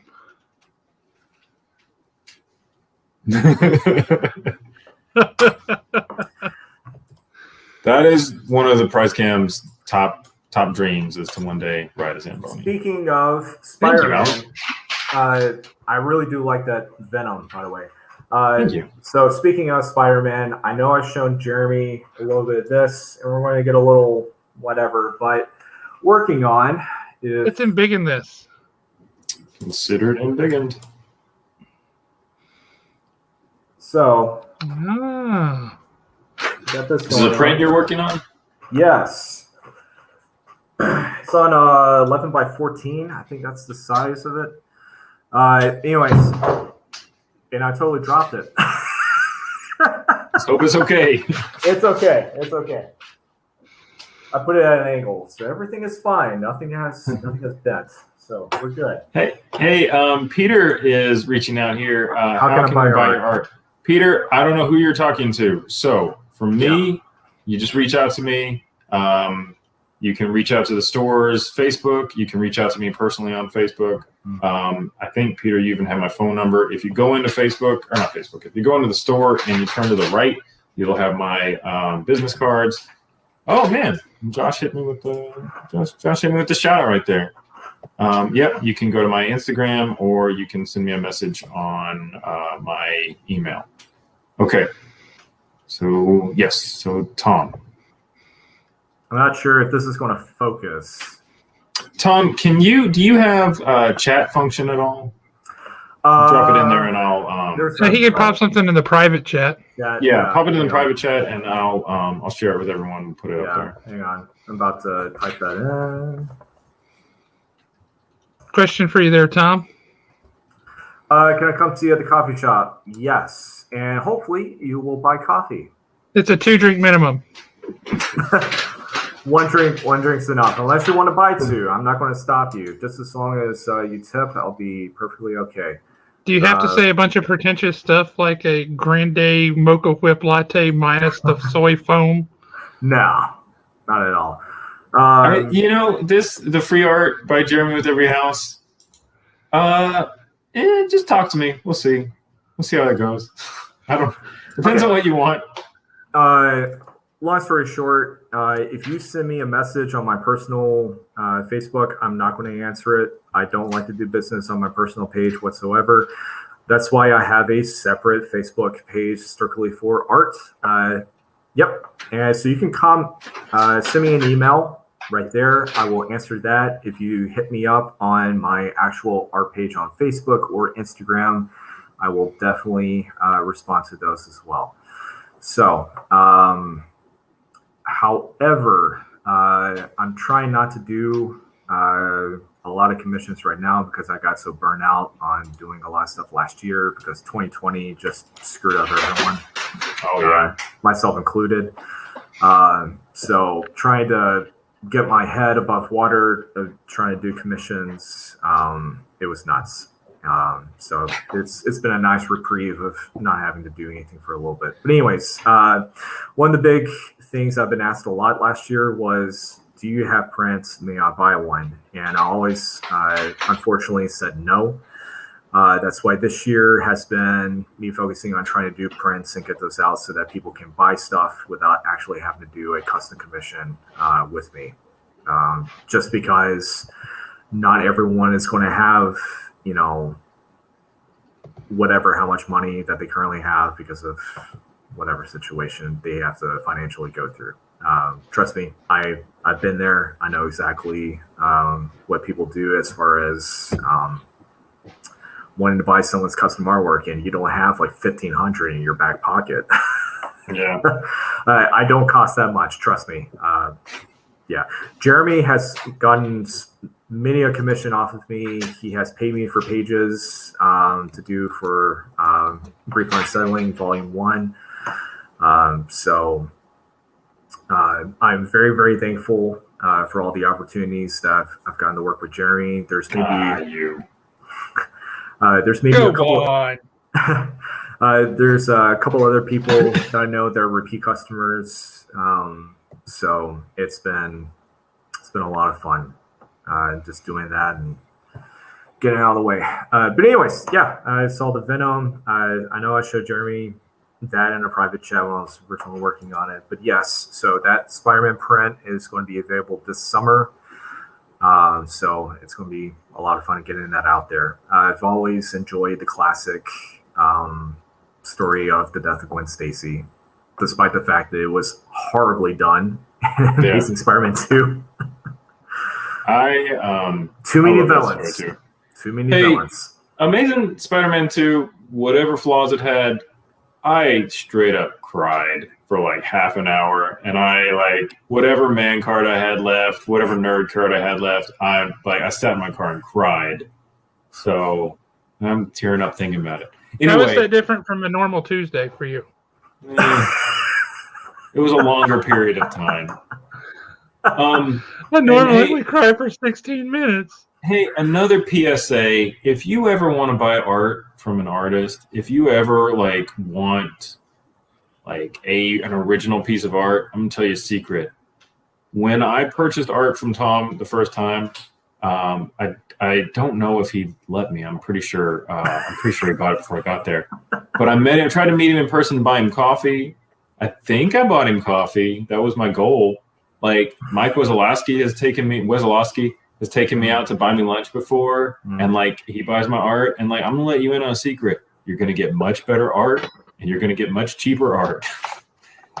We're human beings. Just buy us a coffee. Josh, I'm gonna end big in that. Tell me about that. I won't talk about how it looks like a toilet. Look at that stink face. We had somebody ask, Legion Comics was asking about the comics I had slabbed behind me. This is Moon Knight #1, the 2014 version. This is the 1 in 75 variant. and it's signed by Bill Sienkiewicz. That's Wonder Woman 49 from 1951. Wow. And then I got G.I. Joe #1 here. I got a few others. I try to rotate these around every now and again, but these are some recent acquisitions that are here kind of in a forward-facing display at the moment. This is a Sin City retailer thank you variant that Dark Horse sent out in 1990 whatever. You're kidding. That is a long awesome. time ago. Yeah, long time ago. They sent out a hardcover, like... Yeah. Thank you on behalf of Frank Miller. And, yeah, they used to do stuff like that. Hey, what's that hammer-looking tool you got up there? Top right. What is that? That would be Mjolnir, made by my brother-in-law and available exclusively at Haven Comics. He did all the woodwork, he did the leather work, and that's a leather-wrapped handle. It's actually really well done. And it's a lot of fun. And he's got a really cool, smart alecky kind of a tag with it. That's I've taken it off because I beat people with this one on the regular. Wait, I'm not allowed to say that, am I? Strike that, reverse it. But yeah, that's those are available exclusively at Haven Comics. Speaking of Mjolnir, have you guys read the new Beta Ray Bill issue 1? No, yeah, I thought it was really good actually. Oh, it was fantastic! I can't wait for issue 2. So I'm already donating my hair to you, Alan. What else do you want? What is he using it for? Is it a voodoo doll? I think he's going to just glue it on his head. Zachary, put my wife on a Zamboni and we're good. That's what. Toy Box Bistro. Good burgers. Okay, so this has been a super fun digression, but I think this is a quiz show. Question 10. It is, last I heard. We're playing for something awesome. I pulled this out of my personal collection because, Tom, I love you, and I want you to win this. Audience, I love you guys too, and I want you to win it too. I really do. I want everybody to win this. This is a double-signed artist recreation of a pulled cover, right? So when DC pulled this cover, the artist that made this was like, nope, I want this cover, so I'm going to make it for myself. And then he took it to a convention, and then he got it signed by King and Man. Super slick, super cool, one-of-a-kind piece. That's up for you guys. You can win it. He got it signed by a king and a man. Yeah. Yeah, he did. Thank you, David. So, for that spectacular prize, which of King Arthur's knights was searching for the Holy Grail? Which of King Arthur's knights was searching for the Holy Grail? And what is his favorite color? Blue, no, green. Ah! I have no idea what's happening. Okay, so is this a Monty Python question or this is an actual Arthurian lore question? Yep. Come on. Come on. Do you know both? Do you know the answer to both? Okay. Is it different? Because so in Monty Python and the Holy Grail, if I remember correctly, Arthur was the only one that actually made it across. But in Arthurian legend, I'm assuming it is Sir Percival. I don't know why, but it's been forever since I've actually had to read the stories of King Arthur. I don't think it's Lancelot. I don't think it's Galahad. My mind is on Percival for some reason because he was the pure one out of all of them, so it would make sense for him to go out and get it. So my answer is Percival. So that's all I got. All right, I'll get you something else that's cool.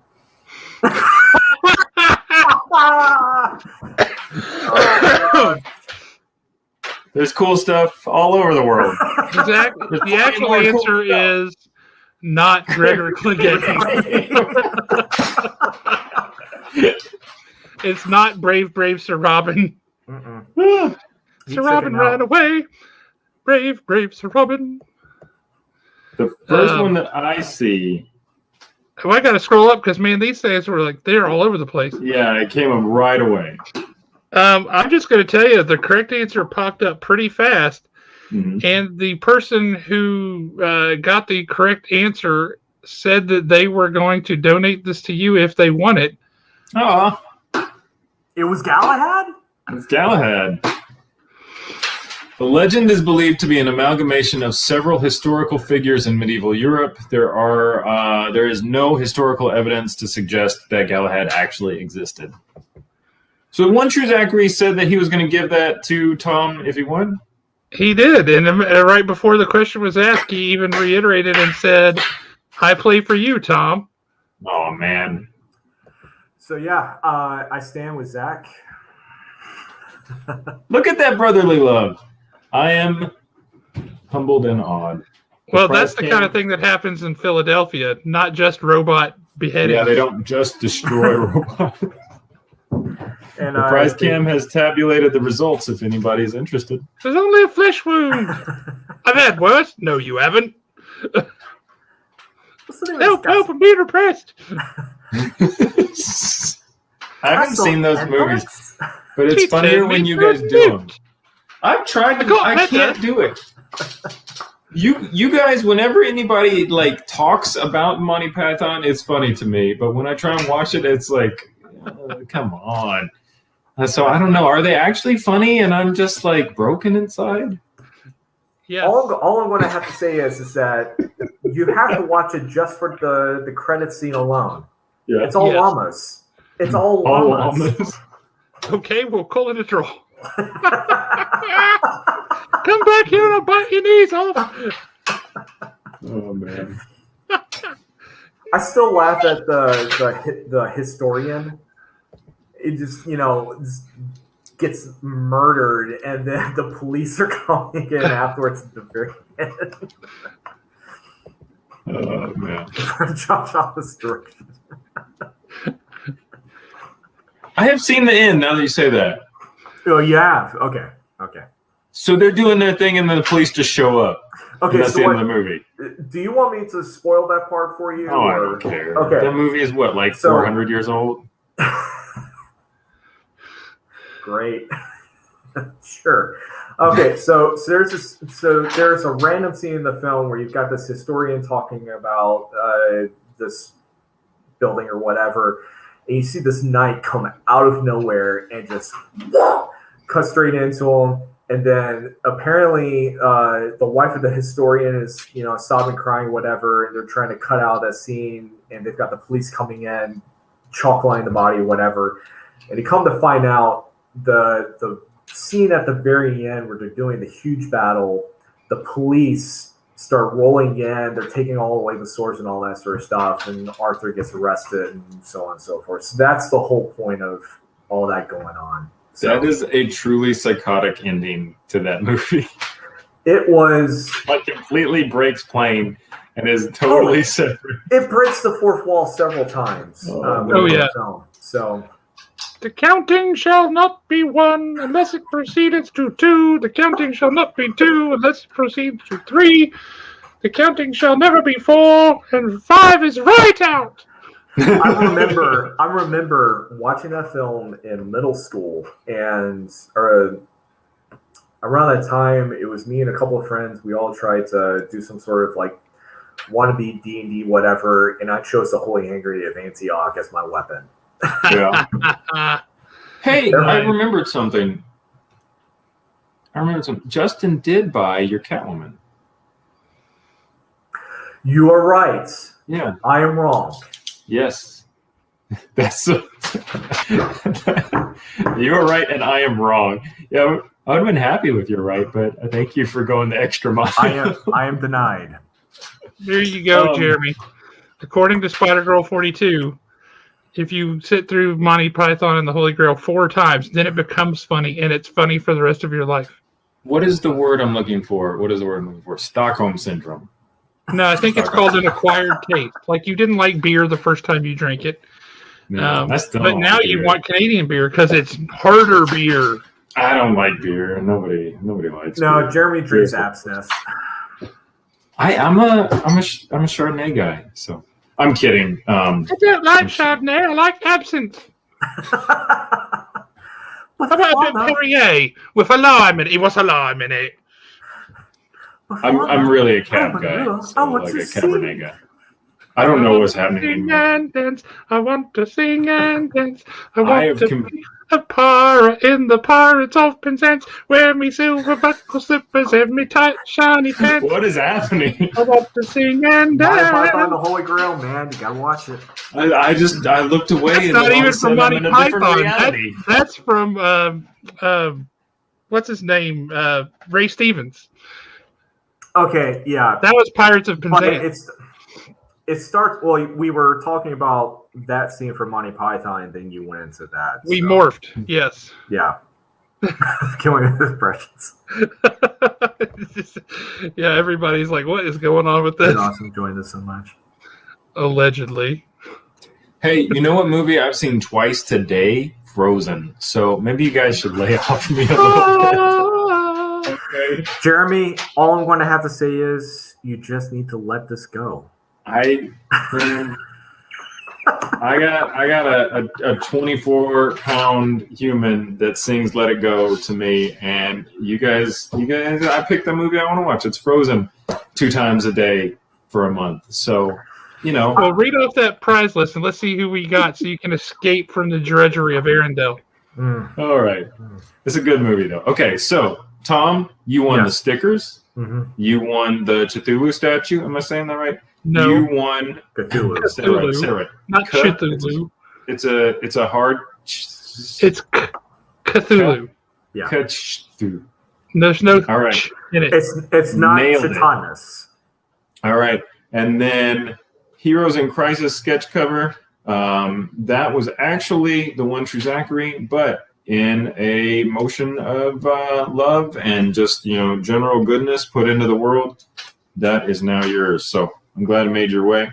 Also, we got Wyatt Stokes won some Feely things. So, eventually I'll learn what to call those erasers. Dan Eckery won my Joker art. Dan, haven't had the pleasure of meeting you yet, but I'm excited to. Christine won the Dark I Phoenix believe comic. Dan is in Nebraska or some such place. Is he? I think so. We got to talk to Dan. Okay, Jason. Jason is a super winner at this show. You got the Canadian question. That's 25 Canadian dollars. Wait, so 25 Haven Comics dollars. If I'm not wrong, Jason, I hate to call you out if I am wrong. I think you have like 800 Haven Comics dollars at this point, right? Does that sound right, Josh? No, I don't think so. He's won a lot of prizes, but I don't think he's won the Canadian question too many times. I could just see it. I could just see it right now. He's like Scrooge McDuck, just diving into all those Canadian nickels and quarters. Canadian money smells like maple syrup. Okay. Dan, Is that just because they handle it with their grubby hands? you mean angelic hands? Yeah, angelic maple syrup. That's what I meant. Like they have maple syrup in this hand and Canadian bacon in this hand, and they're like, and they have one of those beer hats. I think they just soak their money in maple syrup so that people are happier. I mean, I don't know. Don't talk to me about the Canadian economy. I can't speak for them. Okay. Jason, you won the Canadian question and you won the Venomized Mary Jane comic book. Who's talking about a guest host? Josh, are you talking about firing me again? It has the word guest in it, although it says quest technically, I think. Hey, I want a quest. Hit me up. Watch out, the One True Zachary will hit you up with a quest, and you'll find yourself out in the woods looking for lightning bolt.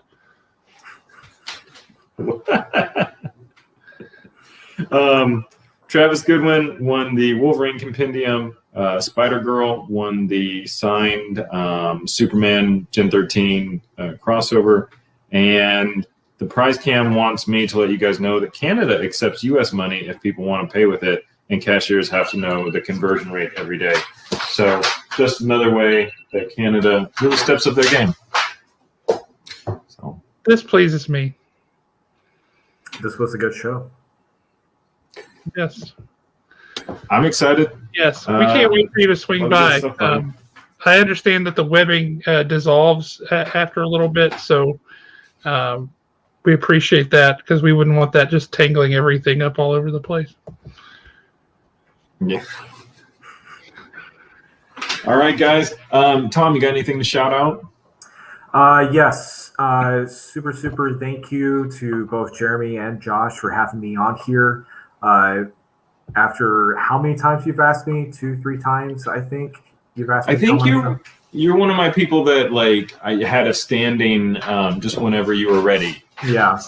Whenever you could make it work. Yeah, so finally I was able to make it work. It took a couple of jobs, but I was able to get there. Thank you so much for that. Thank you again to Haven Comics in general. You guys have always been a constant supplier of sketch covers. So chances are the person buying we got wiped out of those things before the expo, man. Wasn't me. I've got to restock big time. Yeah.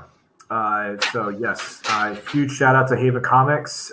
Please stop by there, support local comic book stores. Most definitely, without them, we would not have our weekly income of new issues coming out of whatever. My personal favorite that I'm still waiting on is the next issue of Beta Ray Bill. That sounds cool. It's got the first start. episode or first issue was surprisingly good. It was very good. If you haven't read Daniel Johnson's previous thing with DC, Wonder Woman, Dead Earth, it's only 4 issues long. Definitely read it. Super awesome. I also want to give a shout out to David McDonald in the chat. Very good friend of mine from Decatur. Also, massive nerd. Called out. Massive nerd. I saw him today, so he and I were talking about X-Men and stuff like that earlier, just a couple hours ago. Let's see, who else? That's directed at you, by the way, Tom. Thanks for all presses you do. Thank you, Bree Love Asylum. GG Tonics for stopping by. Thank you, Zachary. We get so much love from our community for prizes, and we're very grateful for the prizes that you put forward. A lot of really cool stuff. We are grateful for that. Yeah. The funny part is that all the sketches that I have donated to the prize support have all been things that were basically just things I was just feeling that day. So if I was feeling Batman that day, the Batman. If I'm feeling Mary Jane, that didn't sound right. But there's some though that like I'm working on something that's killing the children. Here's the hole. I just dug myself right into it. I'm trying to dig you out. I tried to distract him. I'm working on something that's killing the children cover, and like I got it up on Photoshop, and I'm like really working on the actual like drawing, and then I will like print it and redraw it on a cover, and that's work. Like that's work. And then there are some times where I'm like, I want to draw Batman. There you go. Whoever wants this can have it. Yeah, definitely. I know what you mean. So there's definitely a little bit of ounce of love and experimentation that goes into each and every single one of them. It's just whatever idea pops in my head, and I happen to have it. Christine Nate, something wrong. Thank you, Christine. Sorry, I was trying to read this really quick.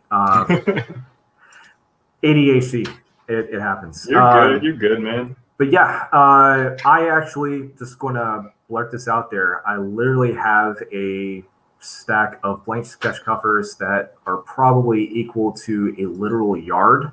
So that's 3 feet for those of you who don't know measurements or anything. So I literally have a stack that high of sketch covers. So if you want me to do one for you, please just send me an email. Very cool. I will try to get with you as soon as possible. Or maybe Josh, I'm going to put you on the spot. If you want me to show up for Free Comic Book Day to set up a table to do sketches, let me know. So that's all I got. It's August 14th this year. It's a weird day. Cool. I'm excited about that because I thought we'd just have to wait. I sometimes go and just set up and do free sketches too. So I'm excited to know that is later in the year instead of just bonk. So is that Peter, a Canadian word? No, I just am a bananas person. All right, so Peter, Jeremy, is your Kickstarter still up and going? I need to check. Hold on 2 seconds. Let me look. It is. They didn't pull it down. So my Kickstarter, if you are interested in backing my Kickstarter comic, thank you, Josh. You can go here, go to Kickstarter, and look for Jeremy Bernard or Passion Fruit. This is a small romance comic about a boy meeting a girl and stealing her a watermelon. That is the whole story. I just spoiled the entire story. But it's a fun little project. There's a couple of things in between. I've read the script. There's a red panda. The only way you can get a commission from me for the rest of the year, because I'm just overloaded, is to do it through my Kickstarter. So that's it. That's all I can take. Other than that, just pick up some fun, awesome books. Through my Kickstarter, you can also get all of my past comic books. There's one called When You Bleed to Death. It's got a pretty sour title. I get it. It is about a guy whose girlfriend dies, and then he's trying to take hallucinogens, and he sees a giant fish. So it's a whole lot. Then you can get the first rule of black magic. Then, Tom, do you have Brief but Unsettling Home Videos? Yes, but it's too far for me to reach it, but it's right there on the table. Taunting you. Say what? Right on the table, taunting you. So close, but so far away. Hold on a second. It is. So close, yet so far away. Which this is the one Tom and I worked on together. Yeah. Which, so ironically enough, you can actually see some of my panels on the cover in the montage behind the character. So if you want to pick this up too, like it's all they're all options on the Kickstarter. That's Tom drawing that character. And just hit me up if there's anything about it you have any questions about. I think for the Passion Fruit Kickstarter, you got 6 days left. It has hit its goal. It's done pretty well. It's pretty reasonable. I'm happy with it. But I'd love to make sure more people have a chance to hit it. Get the art, hit it up. You still have a sketch book still at Haven Comics, I believe. We have one left. One left. Yeah, definitely pick that up. A really good investment. I absolutely enjoyed every single page that was in it. Some of the sketches, I actually saw the working out process between Jeremy and I. So definitely a lot of time and a lot of love went into it. Thank you, man. Yeah. I do want to point out one message before the show ends here. If they both do free sketches, I'm going to have them draw the same thing and then stare at it. It's like, and then Christine, who knows us, says to ask us both to draw Venom. She got it. She understands. Venom is my favorite thing to draw. Oh, that's awesome. Well, thank you guys so much for being on. As always, Jeremy, thank you. Tom, thanks for coming on. We were glad we were able to get you on. Thank you, everybody who joined us tonight, everybody who watches later, be it tomorrow while you should be at work, Amelia, or if you watch this 6 months from now, 10 years from now. If it's 10 years from now, I hope we look this good when you see us as we do way back in the past of now. Anyway, thank you for watching. We really appreciate it. Hit the like button, do all the stuff, subscribe, all that jazz. It really does help in a weird way. I'm sure people tell me that it does. But we really appreciate it nonetheless. So thanks for tuning in. Hope you guys have a great night. And swing by Haven this weekend, pick up some comics, hang out, talk nerd stuff. It's all good. We look forward to seeing you. You raised your hand. Jeremy, do you have something to say? I was just waving by to the audience. Well, thanks, everybody. Adios.